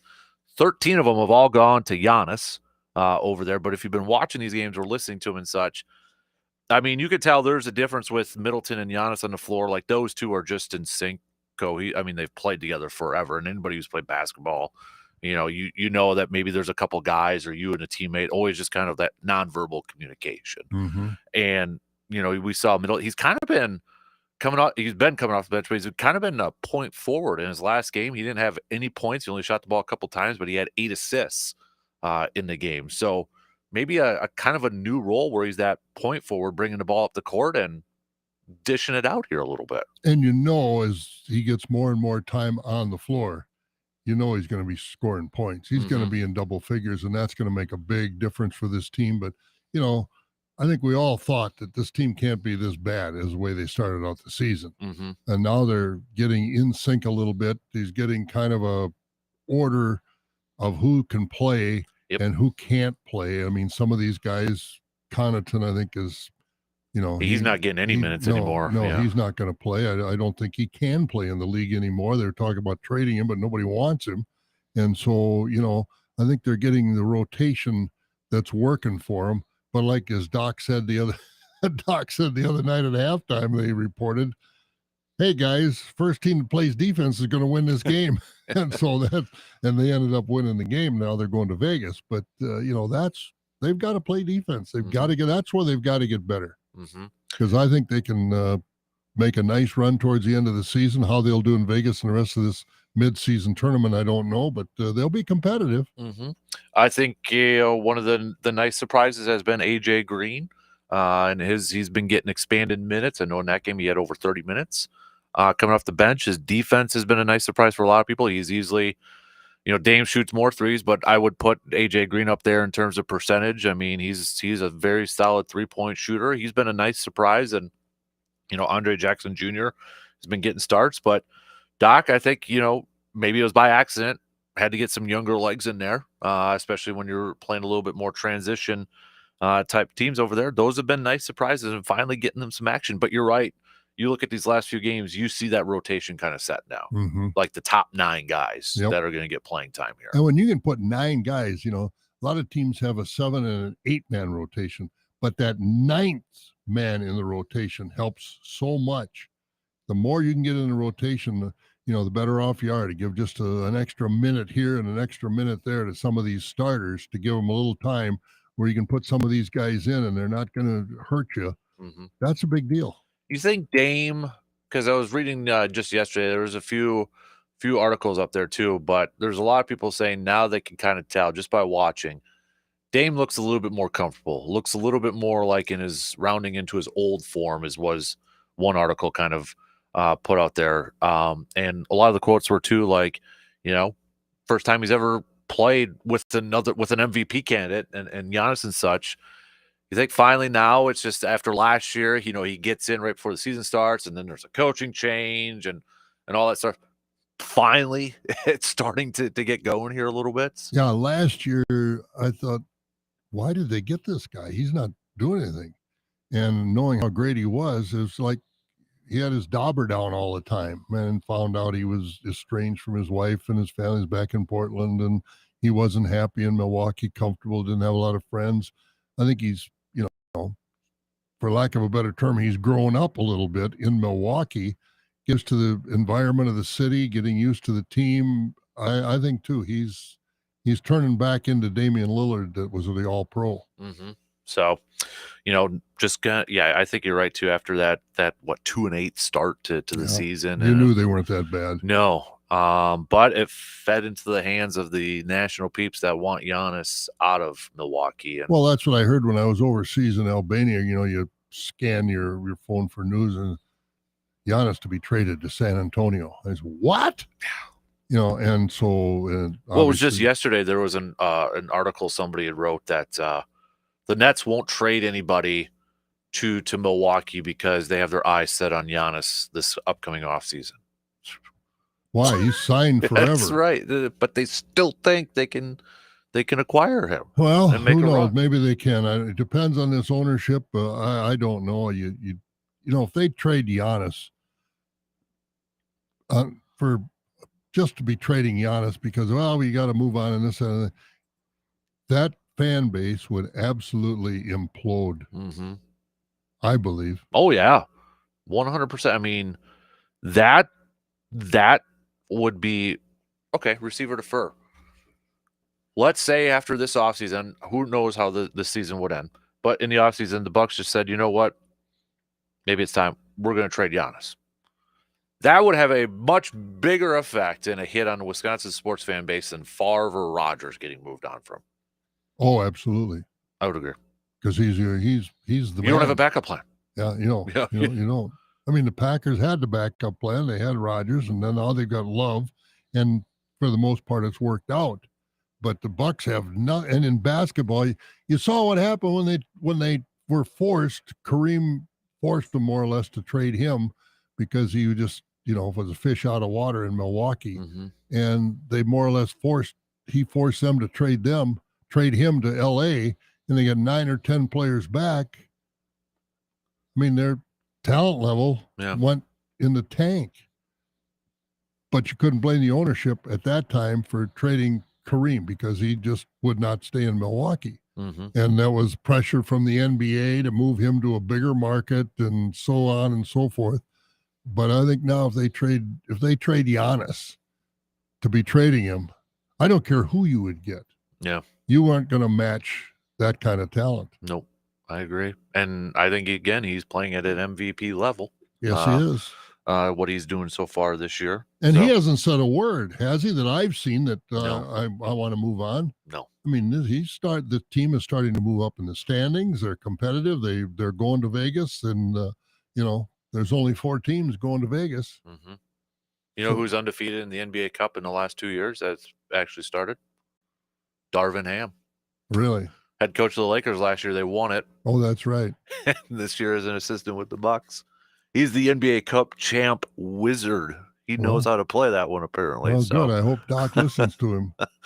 Are you kind of getting into the NBA? Could you I'm still kind of like, if they win it, cool. But That mid-season not, thing? Yeah, the thing that's going on right now. It's I think it's a gimmick. Yeah, I know some it's people. It's like a golden bat. It's a gimmick. I mean, what's a mid-season tournament? I mean, it's. I think the players are buying into it, obviously, and they're playing, which is great. It's awesome, but as a fan, it doesn't get me to want to watch it more, I guess. To me, it's just another NBA game. Right. I mean, what do you get when it's all done? They get trophy and extra cash. Yeah, and a banner to hang in the arena. Big deal. Yeah. Yeah, especially, I mean, it was kind of funny. Lakers, they get the banner up there, and it's like, they got all those champions. I don't know if that really means. I don't think it fits. Some teams it might fit because they don't have a ton of banners up there, but yeah, it was kind of awkward. So, all right, let's do some extended receiver defer if you're up for it. I'm up for it. Okay, we'll take a quick break and then we'll finish up. Second hour with receiver defer. Don't forget, we've got Jake Boats too, Outdoor Tidbits, coming up at 8:30. So text us your questions for Jake. We'll get those on over to him. We'll be back in just a couple minutes to finish up the second hour.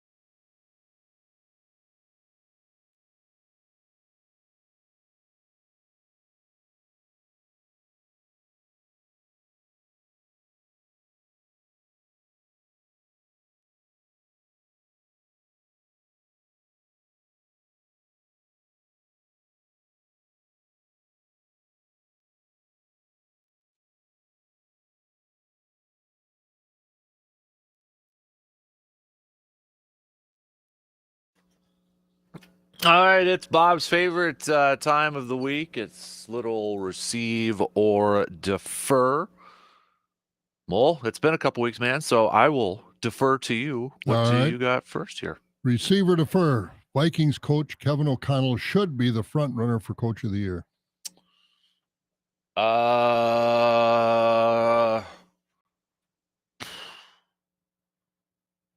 defer. Why?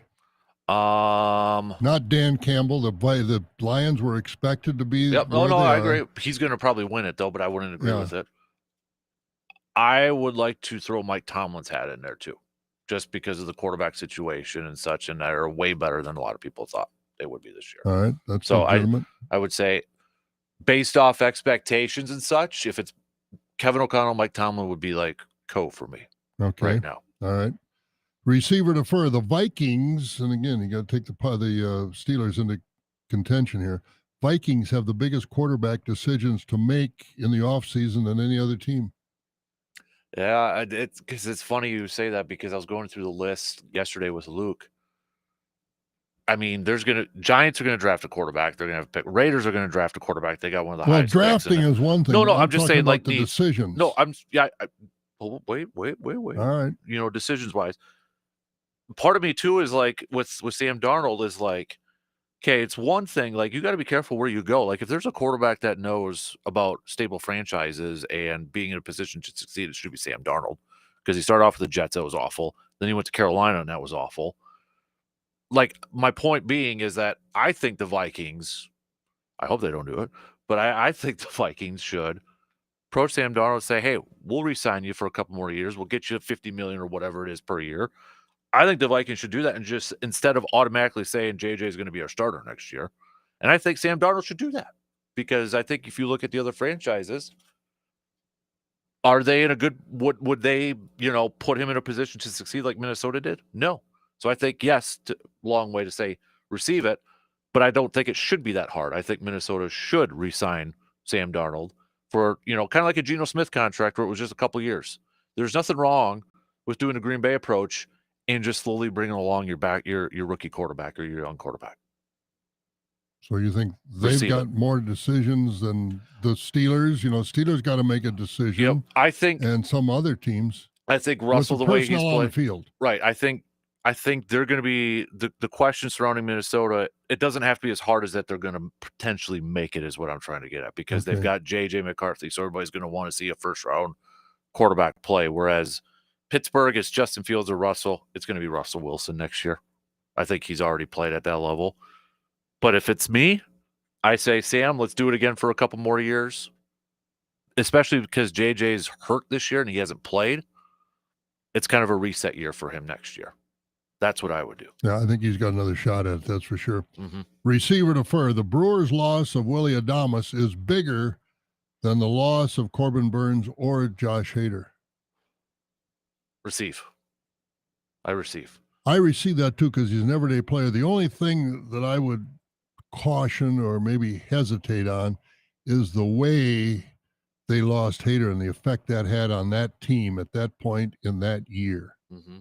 But Adames, like we pointed out during the course of Adames was a leader of this team. I mean, after every inning, whoever made the last out threw the ball to Hader. To Adames. He's the one that threw it into the stands for the fans. He was the leader, and I just think this is going to be a big loss. I mean, $180-some million, good for him, but this is a big loss. One of the top 2 or 3 that they've had in the last few years. I would agree. I would agree. And plus, I say it's a power bat, not only just from the shortstop power bat, but the leadership in the clubhouse too. Yeah, so no question. And receiver defer for the Packers to be elite. The defensive front 7 has to be the catalyst, and they have to get better. I don't worry about the offense. If they get Jair Alexander back, I think the defensive backfield can be stabilized. But the front 7, and I say that because obviously you know how I feel on this. But I didn't see the Lions game. I saw some of the highlights. But watch the quarterbacks that play against the Packers.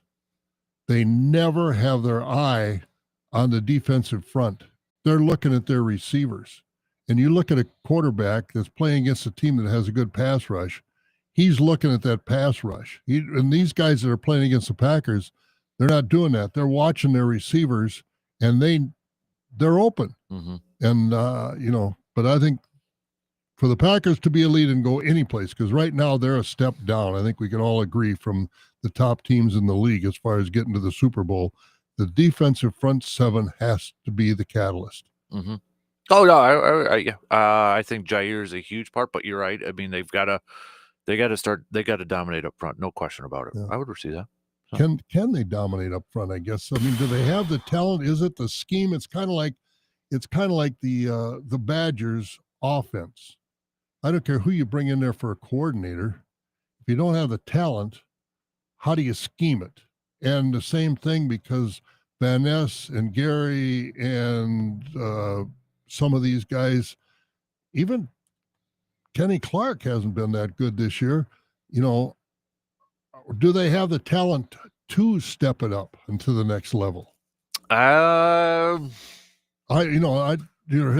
gotten better, but as of late last few weeks, but I don't know if I'm quite ready to crown them. Yeah, 34 to 31 to me, you can't give up 34 points because the offense scored 31. The offense is there, but the defense isn't. And I think it's front seven. The quarterbacks, you look at the opposing quarterbacks, they're not looking at our defensive line. They're looking at their receivers. Yeah. No, I mean, interesting. We're going to get to a little bit more green and gold coming up next hour. All right, so sounds good. We'll hold on to that too. You got to have a couple more. You got 2 weeks worth to make up for. Well, that's all. I didn't want to hog the opportunity here. Oh, that's basically all I could have come up with more if I'd, had more incentive. Okay. Is this like, your NIL stuff? There you go. I need more NIL. Let's go. Okay, I got a couple here. Let me bring them up. Receiver defer. Bill Belichick will get North Carolina to a bowl game in year 1.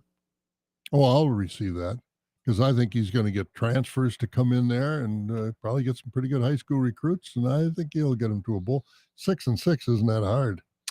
Especially ACC. I know.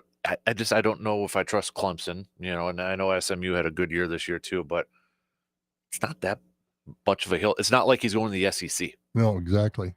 It's not like he's going, or even a Big Ten. He's not coming to Purdue. Right. In the Big Ten, Exactly. Or Wisconsin. Unfortunately, we can say Wisconsin too. Do you think that factored in his decision too? I think it did a little bit. I think so, yeah. You're like, okay, I can have success in the ACC. I can get into the playoff, maybe in year 1, sort of thing. So, yeah, I think that factored into it a little bit. I think you get a lot of attention. I think there'll be a lot of kids that'll want to play for Bill Belichick, the winningest coach in the Super Bowl era. It's a brand of North Carolina too, right? Yeah, I mean, those kids like the swag and how they look good, play good, the Jordan stuff. So and they've been pretty good. It's just that they haven't taken that next step up and up and up. And I think Belichick might be able to do that. The whole debate, it's been a fun debate. It's no right or wrong answer, but when they both, Saban retired, Belichick fired, it was like, okay, who's the better football coach? Is it Saban with all his success in college? Is it Bill with the NFL? If Bill has success at North Carolina, you can define success however you want. Is that argument pretty clear then? It's Bill over Saban? I think Belichick is a better coach than Saban because in college it's the talent. You can recruit. I mean, Saban had unbelievable wide receivers and quarterback, linemen, defensive players, fast and big and strong. In the pros, he had Tom Brady, which obviously I'd say Tom Brady was 70% of his success. But still, he knew how to put together a roster of players that were very good and didn't break the bank. And he could scheme and very well. So, but I do think he's a better coach than Saban. I think, do you think he could tarnish his legacy at all if it just fails and it falls flat on his face? I don't think so. I don't think lacking a controversy at North Carolina, but I think if he comes in there and, they're just mediocre, I think, he the college game passed him by, or whatever kind of reasons or excuses you might want to use. But I don't think he'll tarnish his legacy, because his legacy was made in the NFL. Mm-hmm. Can he add the legacy of college football as well? Yeah. I think I think there's more upside than there is downside to this move. I didn't really buy the one thought out there too about him, like, oh, this is a way for him to prove, without Tom Brady and that. I'm like, that's not. No, I don't buy that one. No, that's apples and oranges. Exactly. And I think that narrative just has to die down now. Yeah, I think so too. No, I don't know what he's going to do as far as how much he's going to use the portal, how much he's going to use to recruit high school kids. I don't know what his strategy is going to be, but it'll be interesting to follow. But I don't think it'll tarnish his legacy one way or another, unless somehow there's some kind of a scandal brewing under Belichick's recruiting or whatever. And I'm not saying that will happen, but I think that's the only way he could tarnish his legacy, because he's considered, probably as far as pro coaches, the Mount Rushmore of pro coaches. Mm-hmm. Oh yeah, he's going to be on the mountain. I 100% agree. 100% agree. So, how about this as a receiver defer? This is from Stetsonville Brad. Every team has a leader. I'm assuming he's talking about Willie Adames. Every team has a leader. When the leader leaves, someone else always takes that role.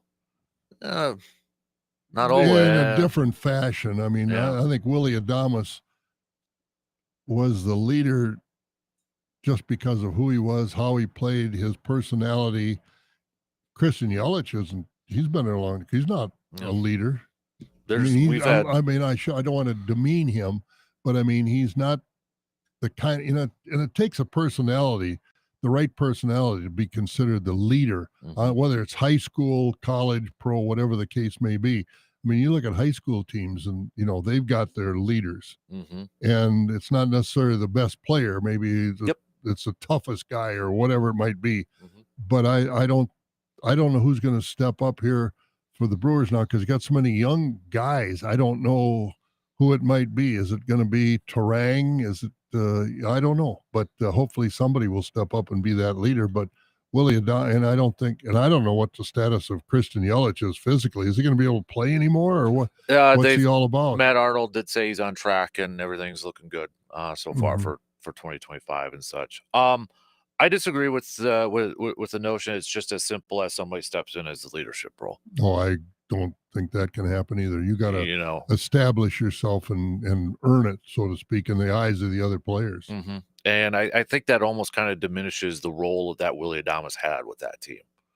Because he was very important. With the development of Jackson Churio, we heard that all last season between him and Freddie Peralta. And there's other parts of a leadership. Everybody leads differently. I would look at maybe how bigger question this year is how, like, for one, how Aaron leads and with the Jets, just to do it one example. There's different parts, different ways to lead and such. And I don't think it's as cut as dry as that. Okay, this person's going to be the next. I don't think Aaron Rodgers is the leader of the Jets. No, that's what I'm saying. It's like he says he is, but or people assume he is. You hear the latest thing he said about the Jets? Why they're not so good? No, is he calling aliens with those drones that he talked about the other day? Somebody put a curse on us. Oh, Jesus. I mean, it's like the Cubs, the Billy Goat. I mean, I think the guy, he's in another planet.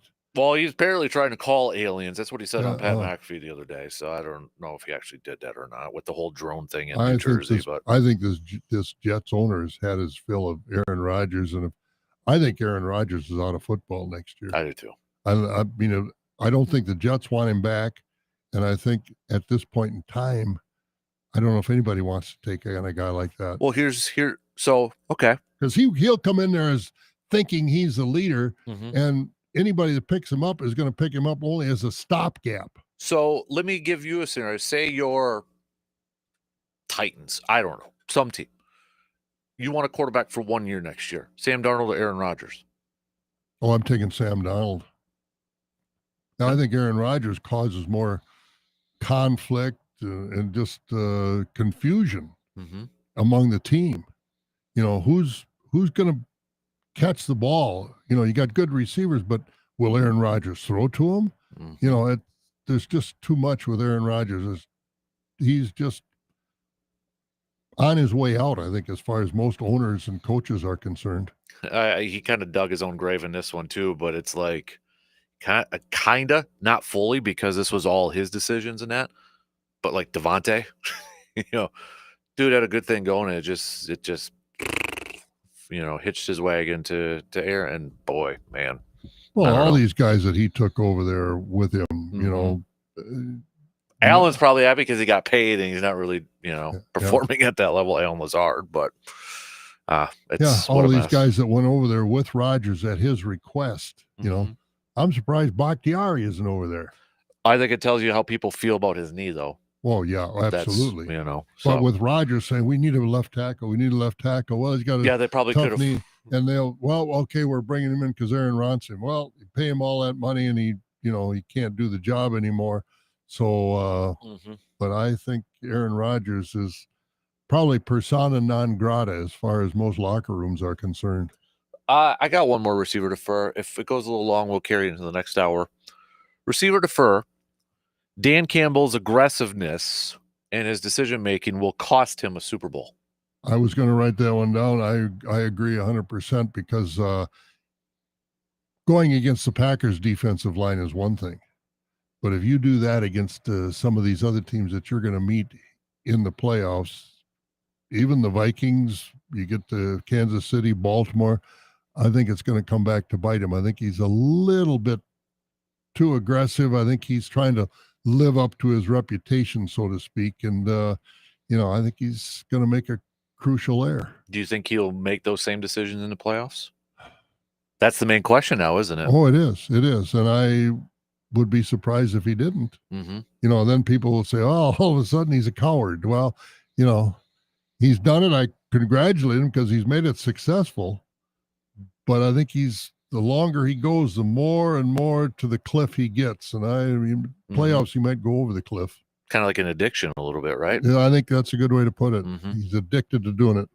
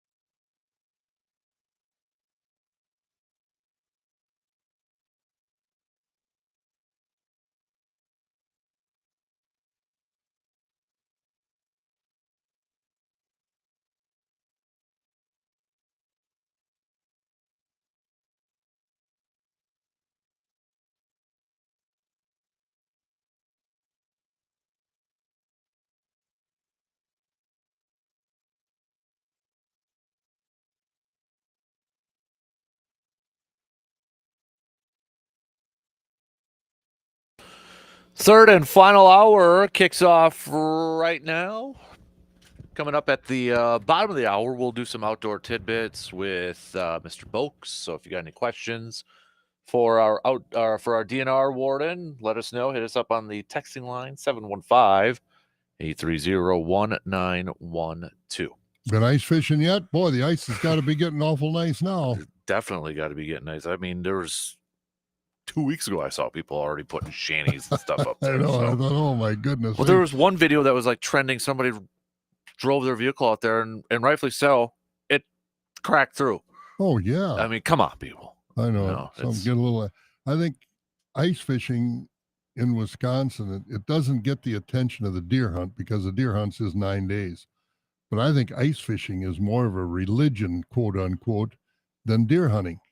Mm-hmm. I mean, people live to go ice fishing every day. Every day they're on the ice, and man, they get a lot of fish. You know, I love it that they do it because sometimes they'll share, and oh goodness, is that good stuff. Mm-hmm.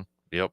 Oh yeah, there's definitely people who don't do summer fishing, but ice fishing, that's all. They're all about absolutely. That. So enjoy it, do it safely. The ice is should be getting pretty thick now, but again, I'll walk out to the shanty. I'm not driving out there. Mm-hmm. Yep, I agree. So did you, by the way, go down to deer camp like you mentioned? Yeah, you bet. All right. I went deer hunting, and I'll tell you, I got to tell you about that.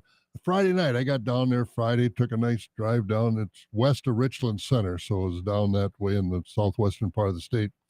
And I drove down there, and I got there Friday night, and all a bunch of guys there, young kids. I said, hey, get me a deer license, because I didn't have a license yet. So they got on there and got me. You know how much I paid for my deer license?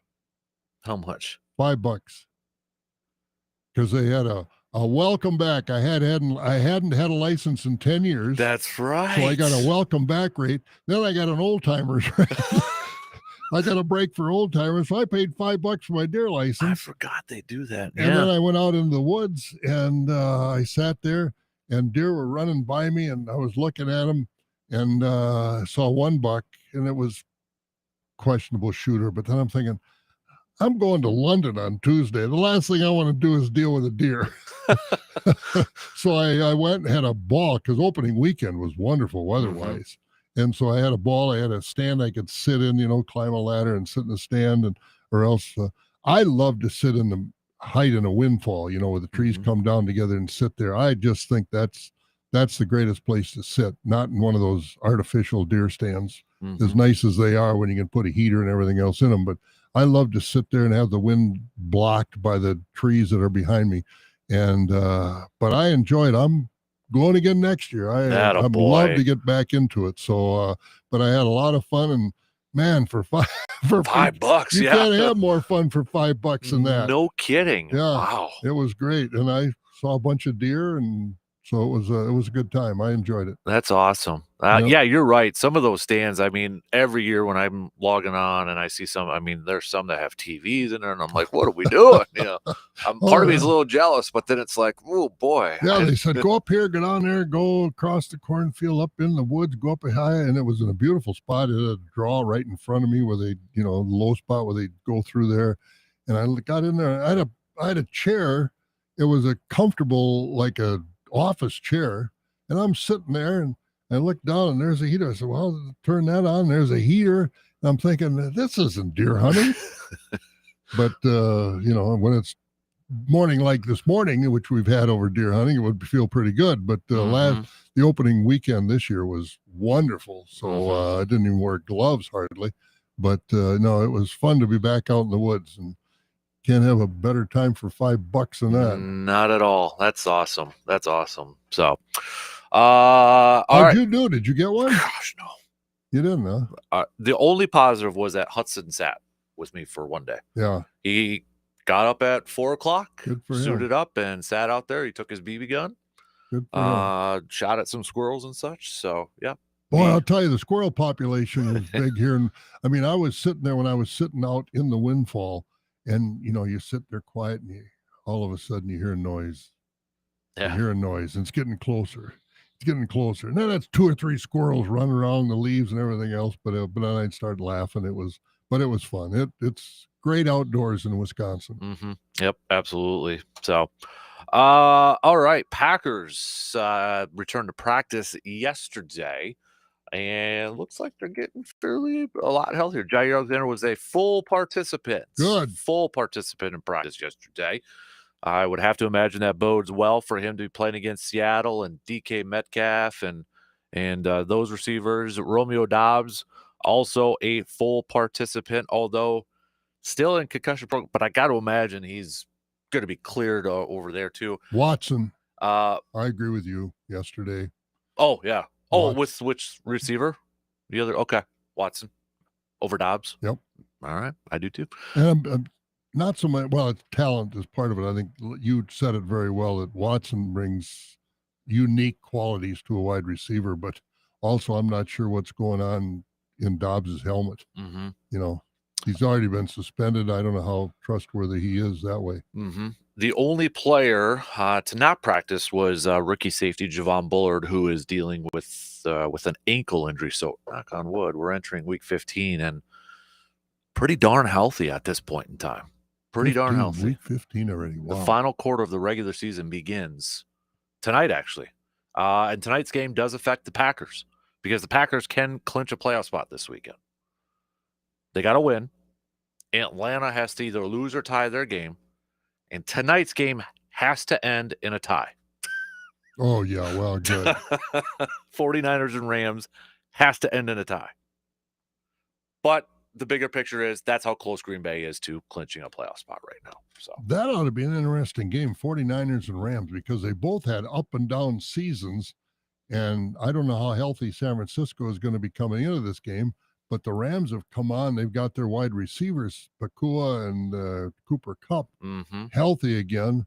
It could be quite a game. This is why now it's turning into I would really like Green Bay to get the 5th seed, that first wild card, because if they're the 6th seed, there's a chance they would have to go to an NFC West team, whether it's Seattle, Rams, or 49ers.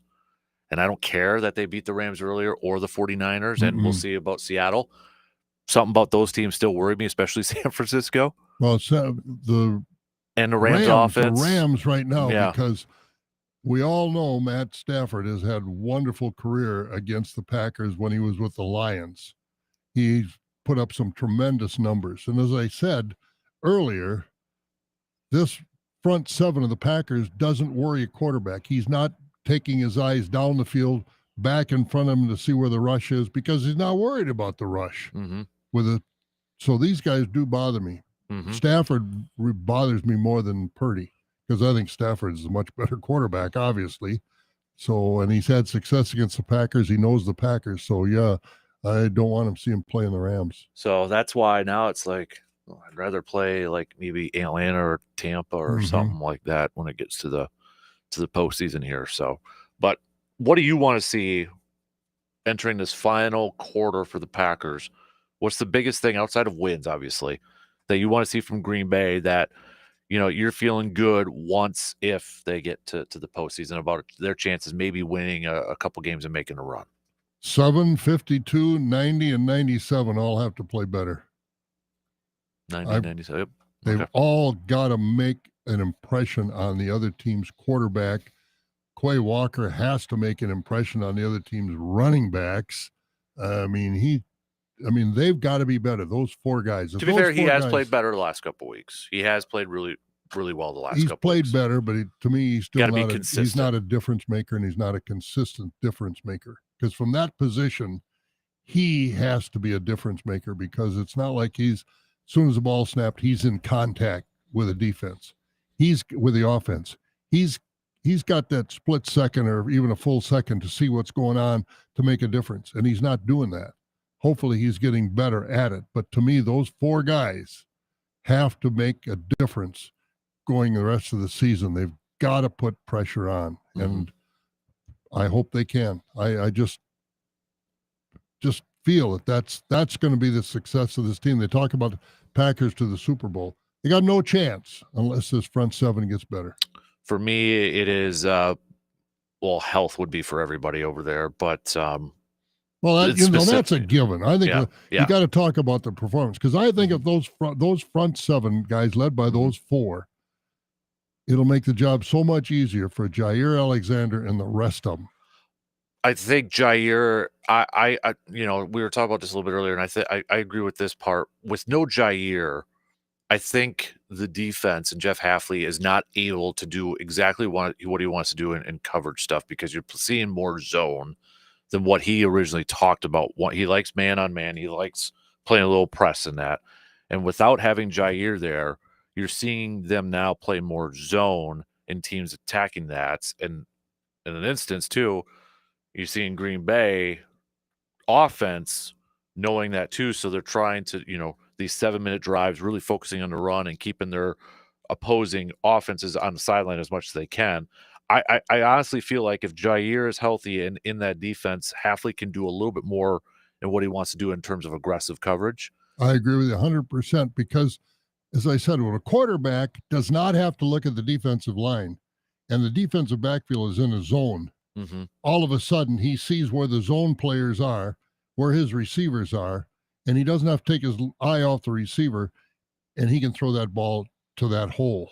And I think in man-to-man, it's different. That's why I say this front seven, if they've got to play zone, I think they're going to be picked apart. No, I mean, we've seen that Lions game. I was telling a buddy, I'm like, that watching the Lions offense pisses me off so much because it looks so easy and we can't stop it. No, exactly. It looks so simple, but they just run up and down the field with it. Like when Green Bay took the lead, and it's just like, I just still don't feel good. Or when it was tied, I'm like, oh crap. To not get that touchdown and have to settle for a field goal, I'm like, we lost, because we're not going to stop them. We can't stop them. That's what I say. It's easy for a pro quarterback when you don't have to look at the defensive line. And these guys against the Packers don't have to watch the defensive line. Sure, they're going to get tackled and sacked once in a while, but the vast amount of time, they've got the advantage. There will be, the whole Jair thing too, and I will, accountability, like being available. The availability, guy's got it. I don't know what the last couple of years he's been banged up and hurt. I'm a little nervous about the next couple of years with Jair. Can he stay healthy? Can he be out there? I think corner is going to be a huge need for Green Bay in the upcoming offseason, but Jair's got to be out on that field. Oh, I agree with 100%. Of the talent he's got and the ability he's got, I mean, he just makes that one side of the field so much easier for the defense to play. They don't have to play the whole field with Jair Alexander healthy. And that's why I say if he's 90%, that front seven has to pick it up and cover that other 10%, because there's no question he can do the job. It's just a matter of, you got to get help from that front seven. I've said that 1,000 times, and I'll continue to say it until these guys in the front seven get better. You can have Leroy Butler back there, and you go back to Herb Adderley and the rest of them. Till you get that front seven better, I don't care who's back there. It's too easy for the quarterback. Yeah. So, but good. I would imagine the fact that Jair was full, he's gonna play this week. Knock on wood. He's doesn't suffer a setback at practice today, tomorrow, and such. So that hopefully everything kind of falls in line. But the question now too is if Evan Williams and Javon Bullard I don't know. Zane Anderson's going to play the other safety role over there, but get after Geno Smith. Yeah, they won't be in a cold weather situation. Seattle will be moderate, so it's not like the weather is going to be a factor as far as an injury, because it's, an injury hurts more in this cold weather. Out there, you can shake it off, walk it off, whatever the case may be. But, I hope Alexander can play, and I hope this front seven can pick it up this last quarter of the year, because if they don't, they'll make the playoffs, but they're not going anyplace. Sunday's weather for Sunday night football will be cloudy in the evening, a few showers developing late in the 40s over there. But when does it not rain over there? Yeah, Seattle is wet. So, it's going to be a good game though. These last four, you've got Seattle, New Orleans. I think they're playing a little bit better, but they're banged up now too. I don't want to overlook them. And then Minnesota, that could be a huge game. You But know, that's in Minnesota. and I don't like the way they make the schedule out. Oh, It seems okay. like we're always playing December in Minnesota instead of December in Green Bay.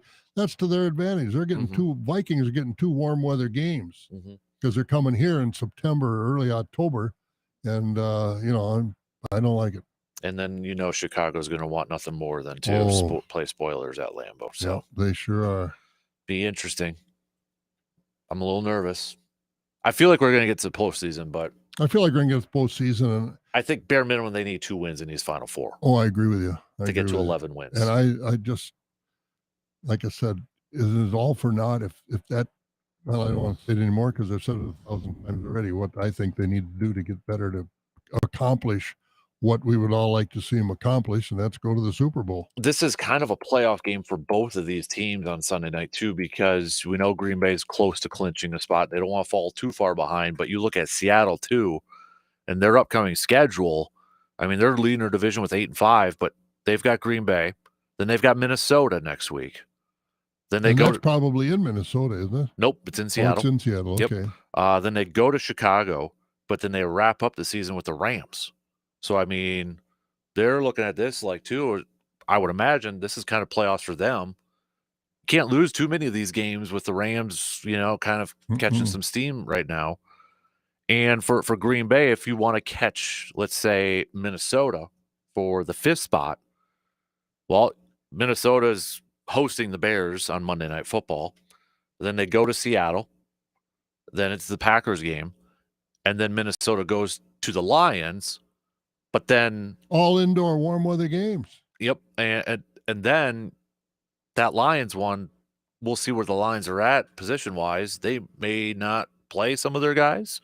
I don't know what their philosophy is going to be like, because if they are the 1 seed and it's locked in regardless of whatever, will they elect to play players to not keep them rest? I don't know what Dan Campbell's decision is going to be. So we don't know how that one's going to even look. That's a good point. So go Bears on Monday nights and go Seattle for next week. There you go. Over there, because at this point, I'd rather have the 5th spot and go up against an AFC South team. So that's just my opinion, but that's where it's at. And these are... Well, win out and let the chips fall where they may, as they say. That's the thing. You got to take care of your own business first and then worry about the rest after that. And the thing is, I could see Green Bay winning out. I could see them going 3-1 or 2-2. Hopefully it's nothing worse than that. So I think it's bare minimum they got to finish with 11 wins. Yeah, they do have to finish with 11 wins, and I'd like to see them beat the Bears again, and those people in Chicago just squirm 12 in a row. I mean, and it's frustrating when you talk to Bears fans, you talk to Vikings fans and Lions fans, and there's a heated rivalry between the Packers and Vikings, but Viking fans don't hate the Packers. Packer fans don't hate the Vikings. It's a rivalry. But Bears fans hate the Packers. They just hate them. And I don't know how you can hate another team, but they do. It's just unbelievable. I got family down there in Chicago, and they finally admitted it. Yeah, I hope the Packers never win a game. I hate the Packers. I mean, how can you hate a team? That's ridiculous. It's sports, folks. You want your team to win, and you get you get aggressive in their support, but my goodness, I get irritated with them. Yeah, but that's a little strong. Yeah, some people take it to the extreme for sure. And Bears fans, probably because of the lack of success that they've had, but I mean, the Vikings have had no success in the postseasons. They've been to the Super Bowl, but never won it. The Bears have won the Super Bowl, but still in all, they just hate the Packers. I mean, if they could go 2-12 or how many games they play now, 2-15 or whatever it is, and if those 2 wins are over the Packers, that's their Super Bowl. That's their Super Bowl. I mean, that's how dumb it is. But so many Bears fans, not all obviously, but so many Bears fans just hate the Packers. I'm doing a little play. Yeah, the best thing for Packers fans, if you still want to maybe get that fit, they're not winning the division. I'm not. No question. There's no chance. Root for Buffalo this weekend to go to Detroit and get that win and just make things tight. So they got to play that final week against Minnesota. So, all right, let's take a quick break, and we'll have Mr. Bolks coming up here for outdoor tidbits. Talk a little ice fishing with him. He's coming up after these few words.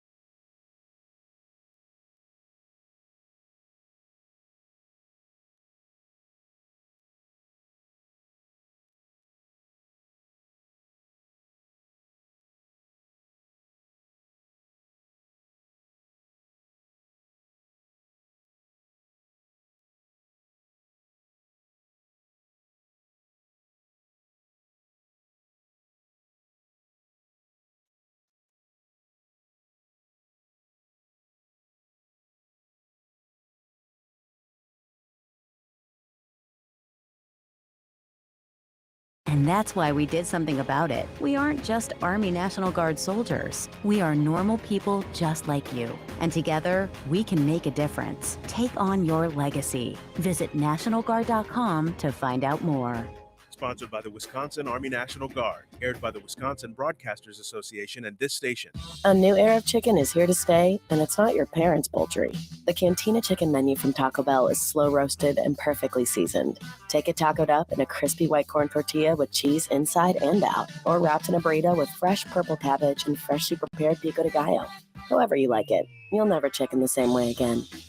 Get yours today at your nearest Taco Bell and join rewards to earn free food. Available at participating stores. Rewards points are earned on qualifying purchases. All items while supplies last. Subject to terms. Get ready to save with half-off deals. A great way for you to get goods and services that you will love and you don't have to pay full price. Be sure to check out all the great savings that half-off deals have to offer. There's something for everyone, so be sure to see for yourself. Be ready with your credit or debit card and get ready to save. For more details and to find out about all the savings, just go to aroundthe715.com. Let's play Bet Your Life. It's the game show where you gamble not only your life, but those of your passengers and fellow drivers when you get behind the wheel after drinking. If only it was just a game. It only takes one bad decision to change your life forever. Getting behind the wheel after you've been drinking is one of them. Don't play games that nobody can win. Drive sober or get pulled over. This message brought to you by NHTSA. Keep your feet warm and dry this winter with the Shoe Doctor in Eau Claire. Only the Shoe Doctor has over 4,500 styles of footwear and personalized fitting for everyone in your family. It's backed by the Shoe Doctor's exclusive 30-day comfort guarantee, so you know you'll walk away happy. The selection, brands, sizes, widths, service, and prices that fit just right. Come see for yourself at the Shoe Doctor. Easy to find. 2321 Claremont near Fairfax in Eau Claire. Do you remember all those times playing in the backyard and daydreaming of either playing on your favorite sports team or dreaming about all the goals you wanted to accomplish in life? We still do that today, and that's why we created Backyard Dreams. We want to help people accomplish their goals, chase their passions, and achieve their dreams. Whether someone's dream is to attend a ball game, someone needs a new pair of basketball shoes, or a Little League team needs help going to a tournament, we want to help, and we need your help as well to help our community. To learn more about Backyard Dreams, just visit sportstalk1051.com.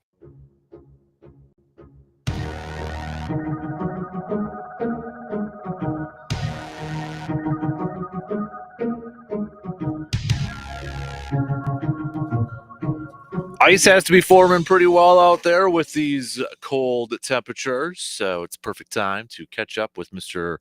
Jake Boakes, our conservation warden friend for the state of Wisconsin. Jake, you staying warm out there this morning, bud? I am trying. So I got called out for a complaint last night at like 1 a.m, and I was all bundled up, and I was still freezing through all my fancy gear. So it's definitely cold. There's no doubt about it. If you're out hunting or fishing today, I give you some credit. So you get calls at like 1 o'clock in the morning for complaints and that you're like on call and that? Like what goes on at 1 o'clock in the morning? Out there? Yeah. So basically the warden job is kind of a 24/7 job, because when we are off, quote unquote, there's nobody kind of refilling our position. Like if, the sheriff's office or the PD, where they have a new officer come in and replace them on the road or wherever. So we're kind of on standby all the time. When I got hired, they said the warden career is more of a lifestyle, and it is, but there's still people out there shooting deer when they shouldn't be shooting them and stuff like that. So I was following up with that, and it was cold. Yeah, can imagine, man. Hey, we got a couple of questions if you're ready to jump into it here, big guy. So sure. First off, we'll start off. This was a little bit earlier, but somebody was asking, in general, are the ice fishing rules the same as summer rules? And I know, counties and other bodies of water have different rules in that, but I think what they're asking is just in general, do people follow the fishing rules in the regulation book as they did in summer?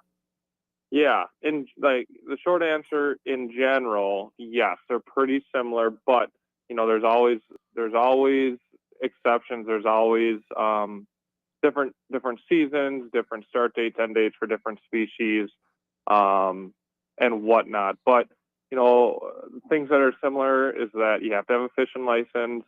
You can use 3 lines, 3 hooks, baits, or lures any time of the year. Generally, you can go fishing wherever you can legally access the water body.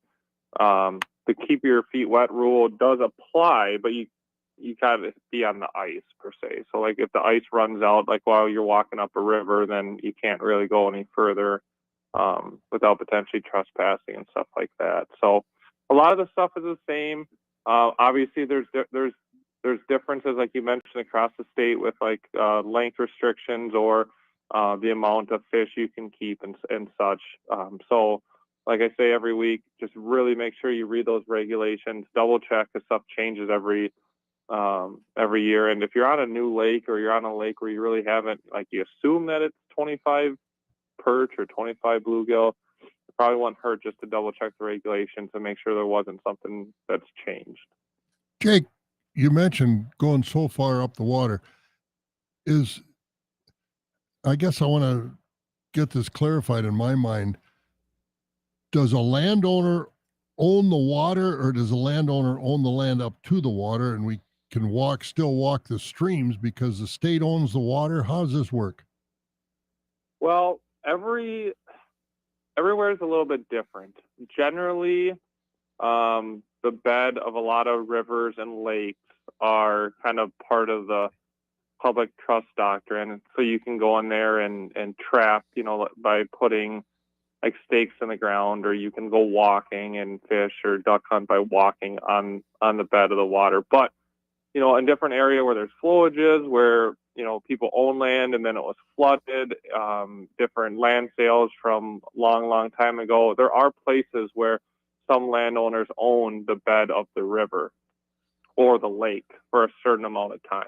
No, what do you And mean in by those what? areas? Go ahead. Go ahead. I'll ask you after you're done. Sure. I was going to say, and in those areas, like, you're still allowed to be on your boat and you're still allowed to be in the water and stuff like that. But there's some, special regulations that kind of come in where I guess we're kind of getting the weeds, but in a place like that, you couldn't trap because you couldn't put something into the bed of the water because that's technically privately owned or whatever. So everywhere you go is a little bit different. The key is that as long as you're keeping your feet wet and you're accessing areas with and where you either have consent from the private land or it's a public access, you're good to go. Now, by the bed of the water, the bed of the stream or whatever, to me, that's water. I mean, the bed is under the water. Am I right, or is it on the shore? Yeah. Yep. Okay, so you can, as long as your feet are wet in that water, without the tributaries, like you say, that fill up. Okay, thank you. Yeah. So it can be, when you get into some of those, like you said, tributaries or little streams or going through these areas with a lot of private land, it can get sometimes complicated. But at the end of the day, if you're on a boat, if you're in a canoe, if you're in a kayak, you're usually always good. And then if you're walking through stuff, again, you're generally going to be fine. It's just there's some more specific regulations that come into play. What about in the open water season? Not where the streams and everything will freeze up now, but people have fences across a stream, so to speak, to keep their cattle. And you want to go from one side of that fence to the other in the water. Huh? I mean, right. So that's tough. There's some agricultural and farming reasons or exemptions that sometimes allow cattle fences or different things that go across streams or rivers or whatnot. Usually that's on smaller creeks and such. But if you are out walking up a river or a creek and you hit something like a bridge or a fence that restricts your ability to keep going up, you're not allowed to just go on to their private land and walk around or try to jump the fence somewhere, but it is potentially a violation. So if you run into something like that blocks your navigation, definitely give the DNR a call so we can look into it and see what's going on, because the best way to handle it is not to get in not to trespass or get in a heated confrontation with the landowner, but to let us figure out what's going on and address it and get it removed. That's that topic. I mean, I'm sure you see it too quite a bit, Jake. Like on social media, I see videos of like fishermen going down, lakes or rivers, and then a landowner's coming down and yelling at them for trespassing. I mean, it's all over the place and different rules, different. So if you're allowed to be somewhere hunting, fishing, or trapping, and someone comes down and they yell at you because they they feel entitled that water, those fish are theirs because they own land next to it, that's not the case. And I don't have a lot of time, and most wardens or law enforcement officers don't have a lot of time for harassment. We wrote a fair amount of hunter harassment tickets this last couple weeks, obviously with the deer season, with people, neighboring landowners to public land that just want to try to privatize that public land by yelling and intimidating people not to hunt there, which is unacceptable. So if you do run into that, never hesitate to call, the sheriff's office or if it's really heated or dangerous, call 911. But if it's something where it's continually or you're having a problem, just call the DNR and we'll come out and help you out. Jake, we got another question from Jake from State Farm that he texted in just a few minutes ago. Can a person gift their possession limit of bluegills to another person without a license? And second part, can a person give their possession limit to their wife if she has a license, so a family of two can have a total of, let's say, 100 bluegills in their house, or does that wife need to catch her own? Good question. So when it comes to fish and game, the initial harvest of whatever it is has to be done by that person and legally. So in this case, bluegill. So if you're fishing in an area that allows, this question is assuming that it's a 25 fish bag limit. Around here, it would be like 10 bluegills or this or that, depending on the lake. But assuming it's a 25 fish daily bag, the fisherman can catch it, bring them home, put them in his freezer.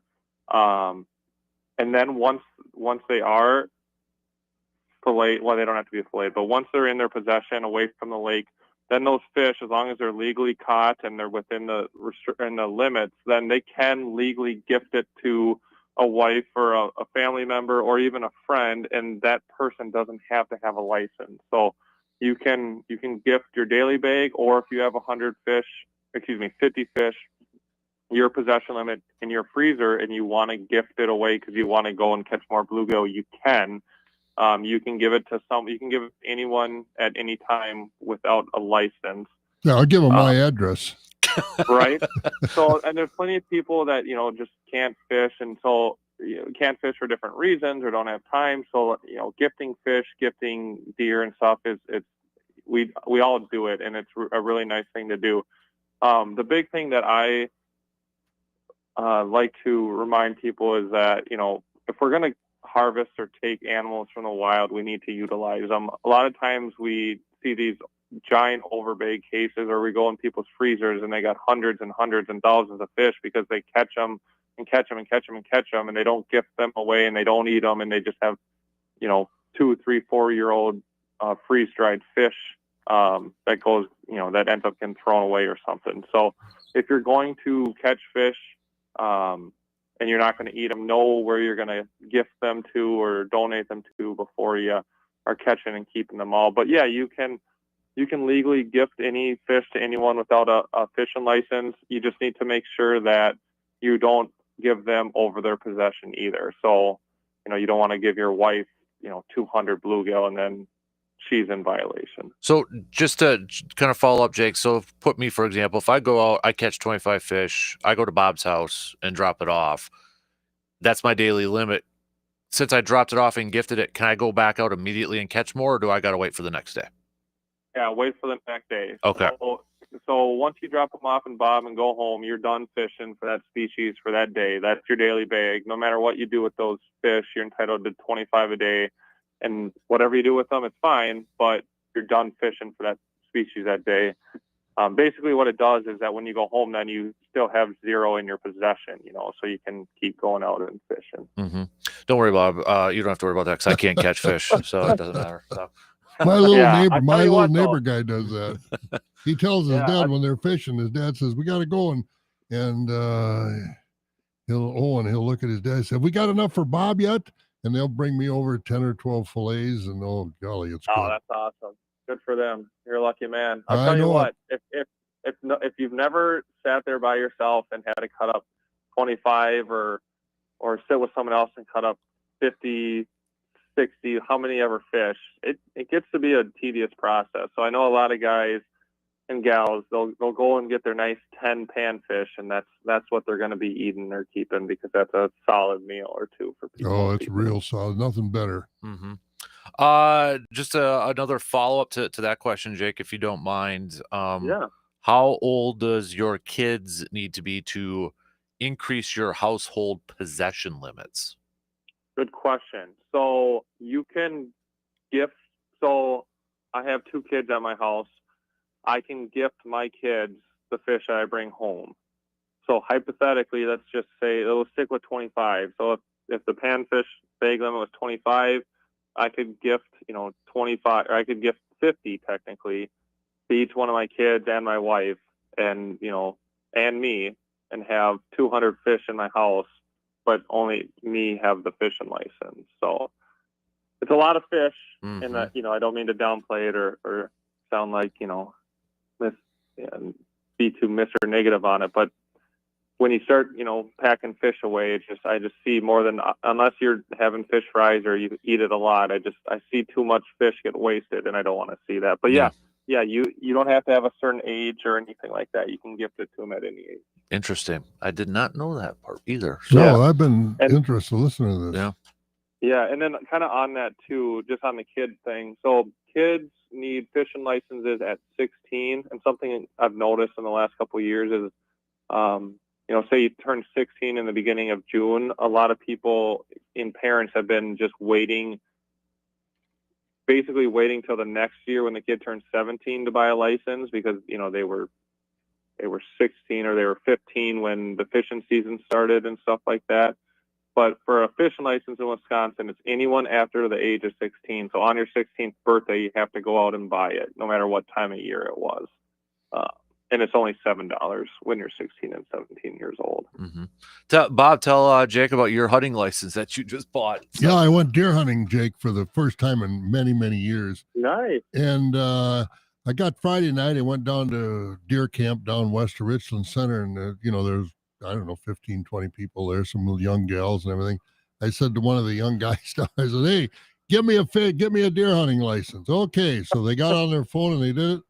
And you know how much I ended up paying for my deer hunting license, my gun license? Probably $7 or $11. $5. I got a welcome back. I hadn't hunted in the past 10 years, so I got a welcome back discount. Plus, I got an old timers discount, and it ended up being $5. Yeah, Greatest fun I've had in a long time for $5.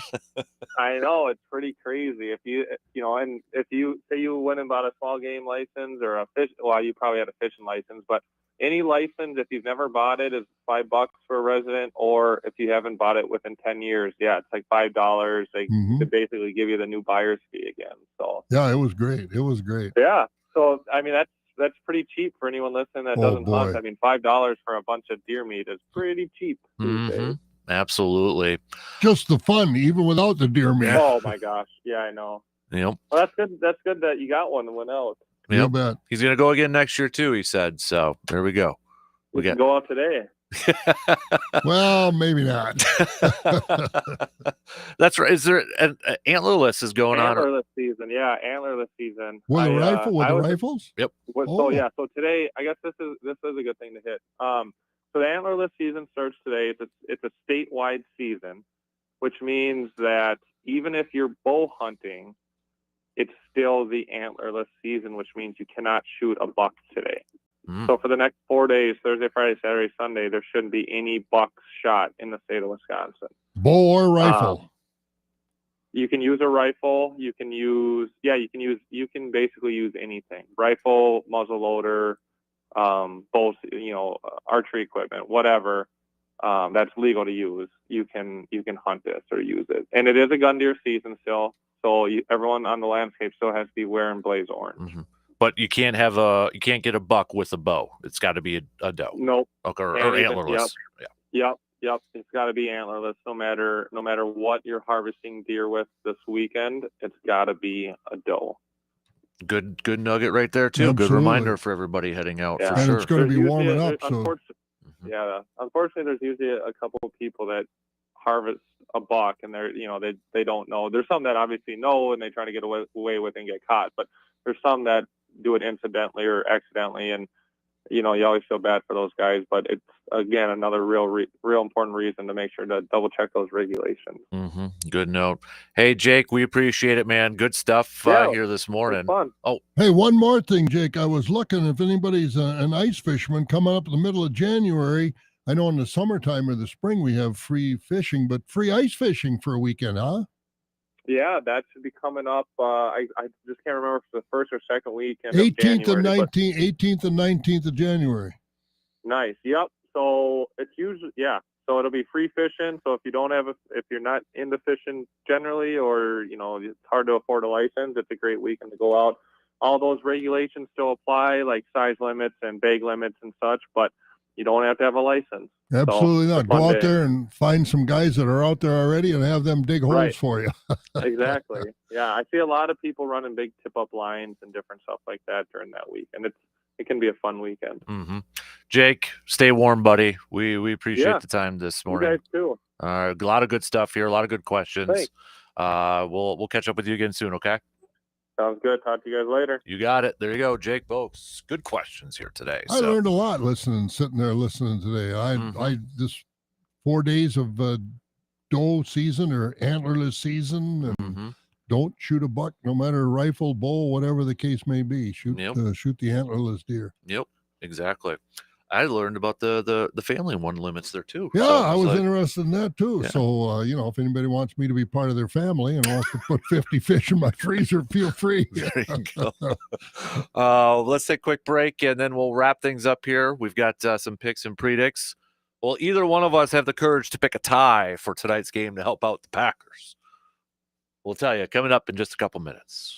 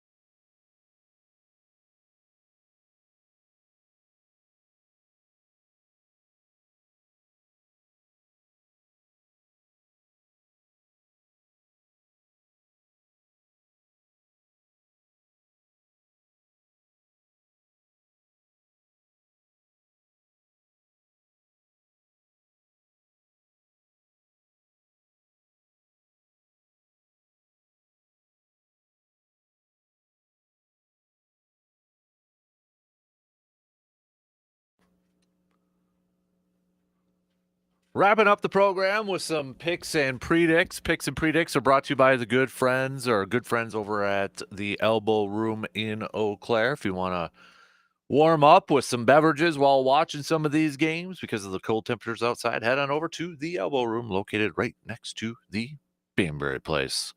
Let's start off with Thursday night football. The Rams are visiting the 49ers. 49ers are 3-point favorites, 3 points given to the home team. So they view this as if it was on a neutral site, it'd be even. But how do you see this one playing? I think the Rams are going to win by a touchdown. I think the Rams are better. They got their receivers back, as we mentioned earlier. I think Stafford is that much better than Purdy, and I think San Francisco's in kind of a state of flux right now. They're a good team. I just think right now they're in kind of a state of flux, and I think the Rams are going to win this.